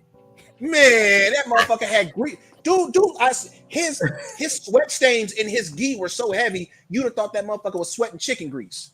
He had on a Bomac shirt. Facts. Oh my god. Dude, tell me why. This had to be? It was before the right before the pandemic. There was U.S. Opens here in Vegas, and one of my old instructors called me, and he was like, "Hey, stop by the school," because he moved from Antioch over here. So I went over there, and they're sparring, and he's like, "You should put on your gear." No Needle's like, "Don't fucking put on your gear." He's like, "You haven't sparred for how long?" I was like, "Shut the fuck up." And I'm like, "Who am I sparring?" They put me with some 18-year-old national team member, and I was like, "All right, how much she weighs?" She's weighing 107. I think I was like 112 at that time. And no Needle's like, "Don't do it." So the first 30 seconds, my dad's watching me, and I'm just tapping around, and my dad's like, "Hey, you can punch now, and you could do this, and you could do that, and you can spin around." And I was like, "What?" I was like, "Oh, it's fucking on." Dude, I beat her fucking ass. And there's absolutely no reason you should let me beat your ass. There's absolutely no fucking reason. I'm 38 years old. You're fucking 18 on national team. The last time I was on national team was 2008. I haven't competed since. I haven't sparred since. And you're that soft? This is the national team. I might as well fucking make a comeback. Did she cry? Yeah, she cried. She cried to her mom. Her mom, my God, come on. Hitting is bad. There's especially when I started punching her, because it just, some of these people, the way that they punch, I'm like, what is that? Nonito actually wanted for a long time to go into a taekwondo competition just so he could punch someone and see what happens. They're gonna fold like laundry, man. Because we don't wear gloves, right? We don't wear gloves. Right. So he's like, so wait, so it scores now? And I'm like, yeah, it scores. He's like, let me just go in. I'm like, dude. And he's like, put me in the black belt division. I was like, we're not putting you in the black belt division. And he's like, I just want to punch someone in the chest really, really, really hard and see. See what happens. For real. You fucking kill somebody. It's a quote from Michael Jai White, and I never forgot that shit. But he was saying when he was going through, you know, his trainings and all that, he said in order to be a black belt like back in the day, like you had to spill a pint of blood. Yep. Oh yeah. Because it was full fucking contact. Yeah. Now, okay, now here's a little history for y'all real quick. So the founder of Kyokushin was Masoyama, right? Masoyama got one of his first black belts from Professor Chow. Professor Chow was a black belt under both James Matose and Henry Okazaki. Henry Okazaki was the founder of Danzanryu Jujutsu. He was the first Japanese man outside of Japan to teach Japanese Jujutsu to non-Japanese. So when Masoyama got his black belt from Chow, and then he went back, before it was called Kyokushin, it was called Korean Karate. And then with Korean Karate to Kyokushin. So basically, like everything you see in Kyokushin, that's our basics. That's our bare bones. That's what we and put us and like I said, what Kofa was saying about what Michael Jai White said, that is an absolute fact. My instructor will not play with you, and he will tell you straight to your face, this ain't for everybody. But now what they're doing is playing patty cake and kicking balls around. 100%. Yep, that's what I won't. That's why I won't enroll my boys in anything. Like I'm like, nope. I've gotten into my friend's taekwondo school is way too damn far. It's like 45 minutes in a different direction. And I'm like, I'm not gonna go. So we just train the boys at home, which probably is worse for them because you either have taekwondo today or you have boxing today. So which one do you want? You're gonna get your ass beat in both. Yeah. So but these kids, like, man, like I don't know if you watched taekwondo from when I was growing up and it was full contact and it was trembling shock. Yeah. Now it's freaking like a video game that it's just tippy tap. So when I beat that little girl's ass, I was like, well, fuck, like I grew up in, I'm going to break your arm. You're going to block it, but I'm going to break your damn arm. Yep. Are we pussies as a country now? Yes. Yeah. That was a question? I thought we already established that. I think we passed that point now, Drew. Yeah, we're a bunch of pussies. We're done. We're done. We're done. Trying to whoop our ass for real. That's why I started. That's like what sparked. I was like, just looking at the political landscape and what we're arguing. Like you said, we can't even define what a woman is anymore. Nope. So I started looking back at history, like what happened with how did Egypt fall? How did Rome fall? How did the Persian Ottoman Empire? Yep. All that shit start with infighting, poor decision making, no decision making, and then your military gets weak. Your military gets weak, you can't defend your fucking self. Defend yourself. Next motherfucker come in there and just takes your shit. So why even bother drafting these fucking women? But they're gonna go in there, they're not gonna cooperate anyway. They're gonna get thrown the fuck out. They're gonna find the first thing to do to get thrown the fuck out. Bodies. Like our they just need bodies. I'm still in right now, bro. When I say our recruitment is so low. Oh yeah, military record low. Like dead. So COVID happens, they start putting motherfuckers out because they don't want to get the jab. Then on top of that, I think Rachel was saying that the obesity rate. It was an article came out at Army Times. It was obesity and reading, and motherfuckers can't stop smoking weed. He said reading. Holy shit, we're retarded. Dude, Drew, do you know how many kids during COVID like didn't well, they weren't supposed to go to the next grade and they just passed them because of Passed them what anyway. would we don't leave anyone behind crap? Yep. Yeah. No kid left behind. And again, to Rachel's point, I let my daughter go to homeschool during COVID. She was already fucking up in school. She didn't like it. Smart as fuck. I had the smart, lazy kid. Like my daughter's like razor fucking sharp, but she's that smart kid. Like, okay, I already figured it out. I'm not gonna do the homework. Oh shit, I got a test today. Okay, pass the test. But again, the way our country is structured, you got to do the busy work. So she wouldn't do her homework, so she was failing. Fuck it. COVID happens, perfect opportunity. Go to homeschool. First week of school, the lady calls me and is like, "Sir, I'm not asking you, I'm telling you, we're skipping her to the 12th grade." She graduated high school a whole fucking year early. But that goes, that's where Jay is. That goes to the work that I know I did with her when she was younger. When she was like 3, she was already reading on the first grade level. She's not even in school yet. But I know the work that I put in, it finally came to fruition, 15 fucking years later. But I'm thinking I'm crazy at the time, but seeing how it impacted her versus the kids that she went to school with and graduated with or whatnot, that were still in traditional school, pregnant, dropout, drugs, drinking. Of course. All that shit. So again, I don't even know what pool they're going to pull from for a female draft, if that's the case, if we ever get there. Again, we haven't had a draft since Vietnam. But the fact they're even entertaining that in this era of that lets you know how bad it is. Exactly. So in essence, we ain't got to worry about that. We ain't got to worry about that.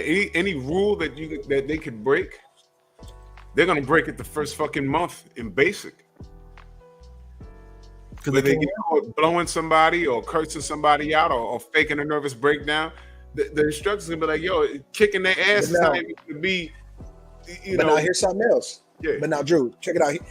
Here's something. Now, mind you, you got all these people. You got all these, young girls, young ladies, or whatever. Hell, even some young men making these videos saying, "I'm not cut out to be a soldier." This, that, and the third, whatever, right? Some say, "Okay, cool, I'll go in, but I'm going in for this."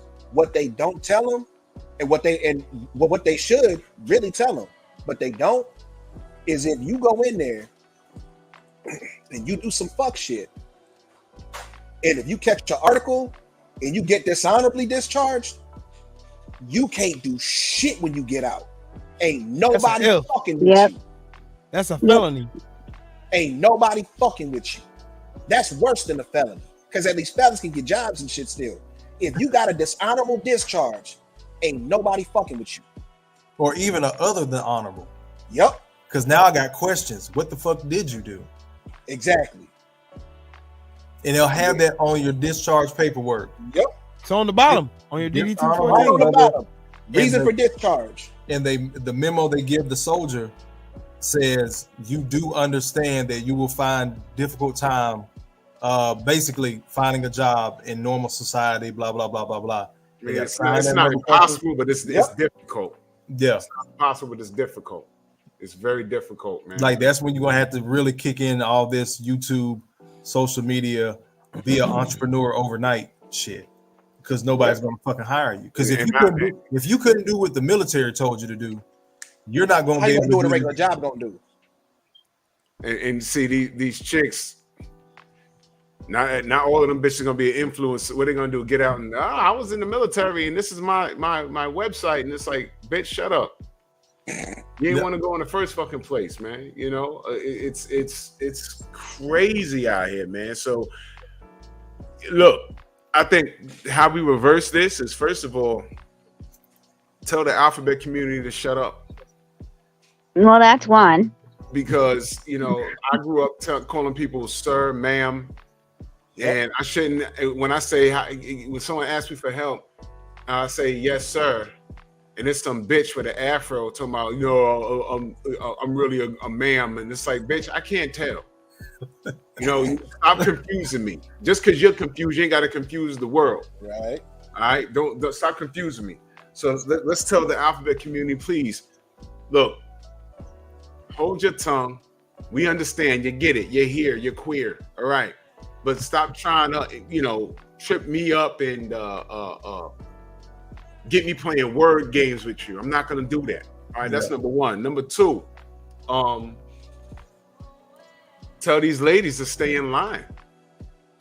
Allow men to be men. Stop trying to alter what we do and how we think. Stay the fuck out of our face, man. Yo, listen, I don't know how I came up in the 80s, the 70s, 80s, well, in the 80s, bro. My uncle used to drive his car. There was empty beer cans in the back. We ain't use no seatbelt. How the fuck did I survive? You know what I'm saying? We had I'll be out in the playground playing. I fall, I hurt myself. I get up, I keep playing, man. I grew up slap boxing and wrestling and roughhousing, man. Now the kids do that. Now they try and give them some Prozac. So our kids are growing up drug addicts and drug addicts. And the women are over sexualized and they don't want to do no hard work. But they want the freedom to do what they want to do, and they don't like gender roles. But then when the equality comes in and say, okay, now you could go participate in the military, they don't want to go that far. Look, everyone has a lane they need to stay the fuck in. Stay in that goddamn lane. Because what's happening now, in 2 decades, you're going to see where this country is. Diet, gender roles will be all fucked up. And meanwhile, these other countries are going to have it together. I'm telling you, the real flex is going to be moving to Africa somewhere. Yep. That's the real flex. I'm getting the fuck up out of here because they said no. Kamala brought her black ass, half a black ass over there and said, yeah, LGBT. They said no. We hear you, but no. How you say no in African? No. In every country, no. You are not coming back to our country. I do not know what you are talking about. Forever. No. You do not know the way, Drew. You do not know the way. You do not know the way. No. You do not know the way. No. Huh? You do not know the way, huh? Take your half black ass back to America. No. They said no. I ain't with the shits. Live your life over there. Well, over here, but this is bullshit. We're watching it in real time. Decline. We're watching it. That's where I started. I was like, and most of those civilizations that really had it, they had it for about the amount of time that America's at right now, about 250 years. Yep. Mm-hmm. When they had it, not building up toward, great Egypt that we know about, Rome and all that shit. When they had that shit on lock, when it was like Rome was the power, Egypt was the power, 200 to maybe 300 years. And then shit went left. Because what we call in the army, the bright idea fairy, said, hey, let's try this. And enough motherfuckers was like, okay. What are we going to be left defending this soil? Women that don't want to be involved in Transformers? Really think about what I'm saying. Red Dawn happens. Come on, can we talk? Bop! Where's my gun clap? They're gonna be Red Dawn gonna happen. The Transformers and the women. Can we just talk about this? No. Take that. Get out of here.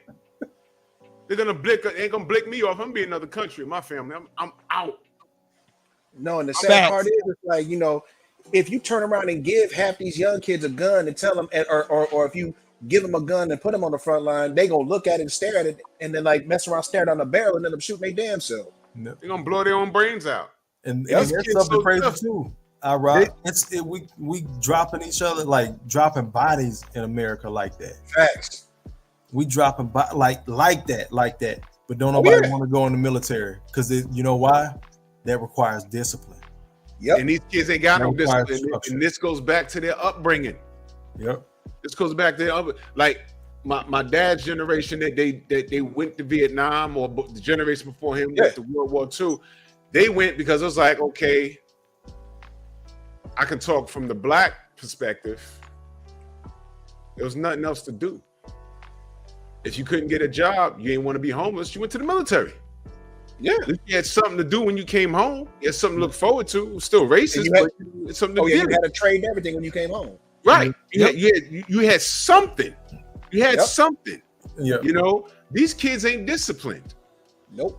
These kids ain't disciplined. You know, there's kids that are moving heavyweight right now in the streets that they don't even know. It's like they don't even realize they done made $1 million in 12 months. They don't even realize it. What they should have did was bought some acres of land and did something and got out the game. But they're so stupid. Nope. First thing a nigga want to do is buy rims. Or watch. You know what I'm saying? You don't want to move out the projects. You don't know you made $1 million, stupid ass. Why are you living here? You can't count them when you're giving it right back away. Yeah. Sticky Finger says, seen death almost died twice tonight. Saw my own mother out if the price is right. I hate life. Give me the Glock. I'm about to join Biggie and Pac, and you coming like it or not. If that's not the ultimate suicidal bar, and that's how these little niggas is living, man. Oh, 100%. I gotta get out of here. I gotta talk this boxing bullshit in the morning. I rock, man. Let these brothers know what you got going on, bro. All right, so so I was telling Drew about this the other day.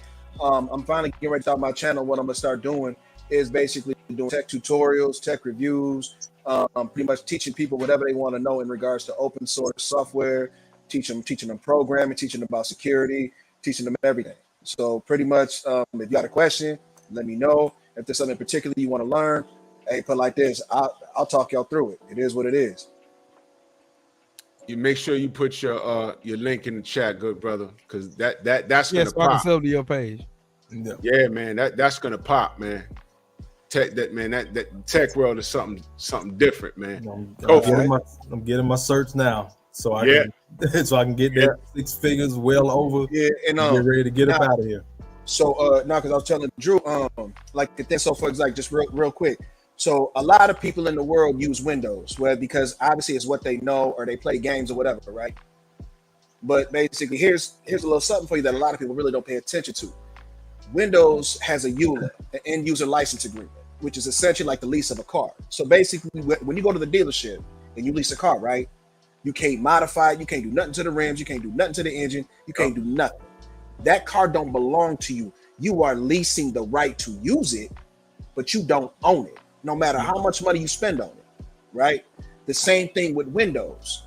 Windows, you are licensing the right to use the software. But the thing is, if you read that fine print in that EULA, it specifically states that they have the right to modify that system, whether it's yours or anybody else's, anytime they see fit. So now, if anybody remembers, when Windows 10 first came out a couple years ago, well, I'd say, quite a few years ago now, because they're getting ready to come out with Windows 12. When Windows 10 first came out, one of the first big updates they did, this dude lost 75 gigs worth of information off his system. Windows legitimately went into his system, saw a bunch of stuff that they flagged for whatever reason, and it was gone. And there was nothing he could do. Now, granted, thank God he had his redundancy stuff set up. He had backups and everything, but 75 gigs of stuff off his production machine was gone. And at any time, Windows can go into anybody's computer on here, if that's what they're using, anything that they see that they don't like, gone. And ain't nothing you can say to them. That's why I'm a huge advocate of open source software. 100%.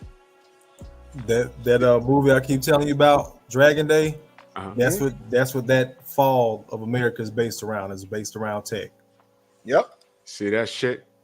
We got to be prepared, man. There's truth in a lot of things that we talking about, but that's a whole nother live, man. But it's all relevant, man. So iRock, make sure you put your link in the chat, man. You know what I'm saying? And let's work, man. Kofa, let the family know how they can find you, good brother. Y'all find me here on YouTube at Growth Talk with Kofa, right there on the screen, GROWTH. It stands for Gentlemen Reaching Our Wealth Through Healing. I go live Mondays, Tuesdays, and today now it's fucking 1:30 in the morning. Today on Thursdays at 7:30 p.m. Eastern Standard Time. So there's Growth Talk with Kofa right here on YouTube. Yes, sir. My brother Trill Will in the building, man. Let them know how they can find you. Y'all can find me acting a goddamn fool right here on YouTube. I am Trill Will. That's I_am_ apostrophe TR apostrophe ill_will. You'll find me right here, man. We go live on Fridays at 8:00 p.m. for Free Smoke Friday, and Sundays for Soul Man Sundays is for like we talking about building our communities now. So I usually talk boxing a little bit, but being that boxing ain't been on nothing, I'm talking more about helping my community, and I'm trying to help my young men in my community so that they can, you know, they can get some real game from us. You know what I'm saying? So they need it. So yeah, y'all, and then also if you want to laugh, come on through. Yeah, our niggas is ridiculous over there. Yeah, we stupid as hell. I'm going to tell you all that now. We dumb as hell. Rachel, those Chris, man, let everyone know where they can find you and Nonito at. We're on Beyond the Ring with Nonito and Rachel, even though we haven't been going on lately because of homeschooling and other fun stuff. But of course, Instagram, Rachel Donaire, on Twitter, knockout_queen. And usually stalking Drew on all his channels. So you need to find me. You got smoke with me, come find me. I'm very easy to find. Yes, ma'am. And come March, matter of fact, I was telling Drew about this. Come March, so it's probably going to end up happening after my test. But I'm doing my goal is to do 2 500-pound ice blocks. So I'm breaking 500 pounds with each hand. I'm doing a 500-pound ice break. So basically 1,000 pounds total. Nobody in Arizona has ever done it. Bro, I can't wait for you to upload that. You remember that? Dude, take us through your training. Like upload that too, you know? Yeah. Okay, absolutely. Yeah. You remember that scene in Bloodsport when Bodo was breaking the fucking ice with his arms? Yeah. Hell yeah, yo, man. Bro, please post that. Woo! I want to see the training. Break that motherfucking. Oh my God, I'm so hyped. I can't wait to see that. No, I tell you, man. And here's the thing. It's like the majority of people, if they don't know me and they don't know nothing about what I do, if they see me in the street, they wouldn't think I did none of this. You know what I'm saying? But I'm telling you, I am so geeked to get there in front of all them people, and for people to be like, oh, he can't do it, and just everybody go dead silent. Man, I can't wait, bro. I can't wait to see that. Oh, I'm amped, man. Well, man, this is a dope ass live. Salute. Yo, what part of Arizona you in? I'm in Chandler. Okay, walk him down. Man, wanted to know because he out there. Yeah, man. Man, salute to y'all. Salute to my military on the panel and in the chat, man. Salute to y'all, man. Yeah, thank you. Salute to everybody, man. Salute to everybody. You know what I'm saying? For real. I'll be back Friday, but with this show, and I'll be back in the morning to get my pressure up talking about boxing. Jesus Christ. God, why do I do this to myself? Oh, hey, phenomenal. What's up? That's what's up. No diggity doubt, man. Yo, Thank you guys for all your service. And Drew, thanks for having me on the panel. Absolutely, man. Anytime. Y'all always welcome. And hey, salute, Rach. Salute. Peace, y'all. Peace.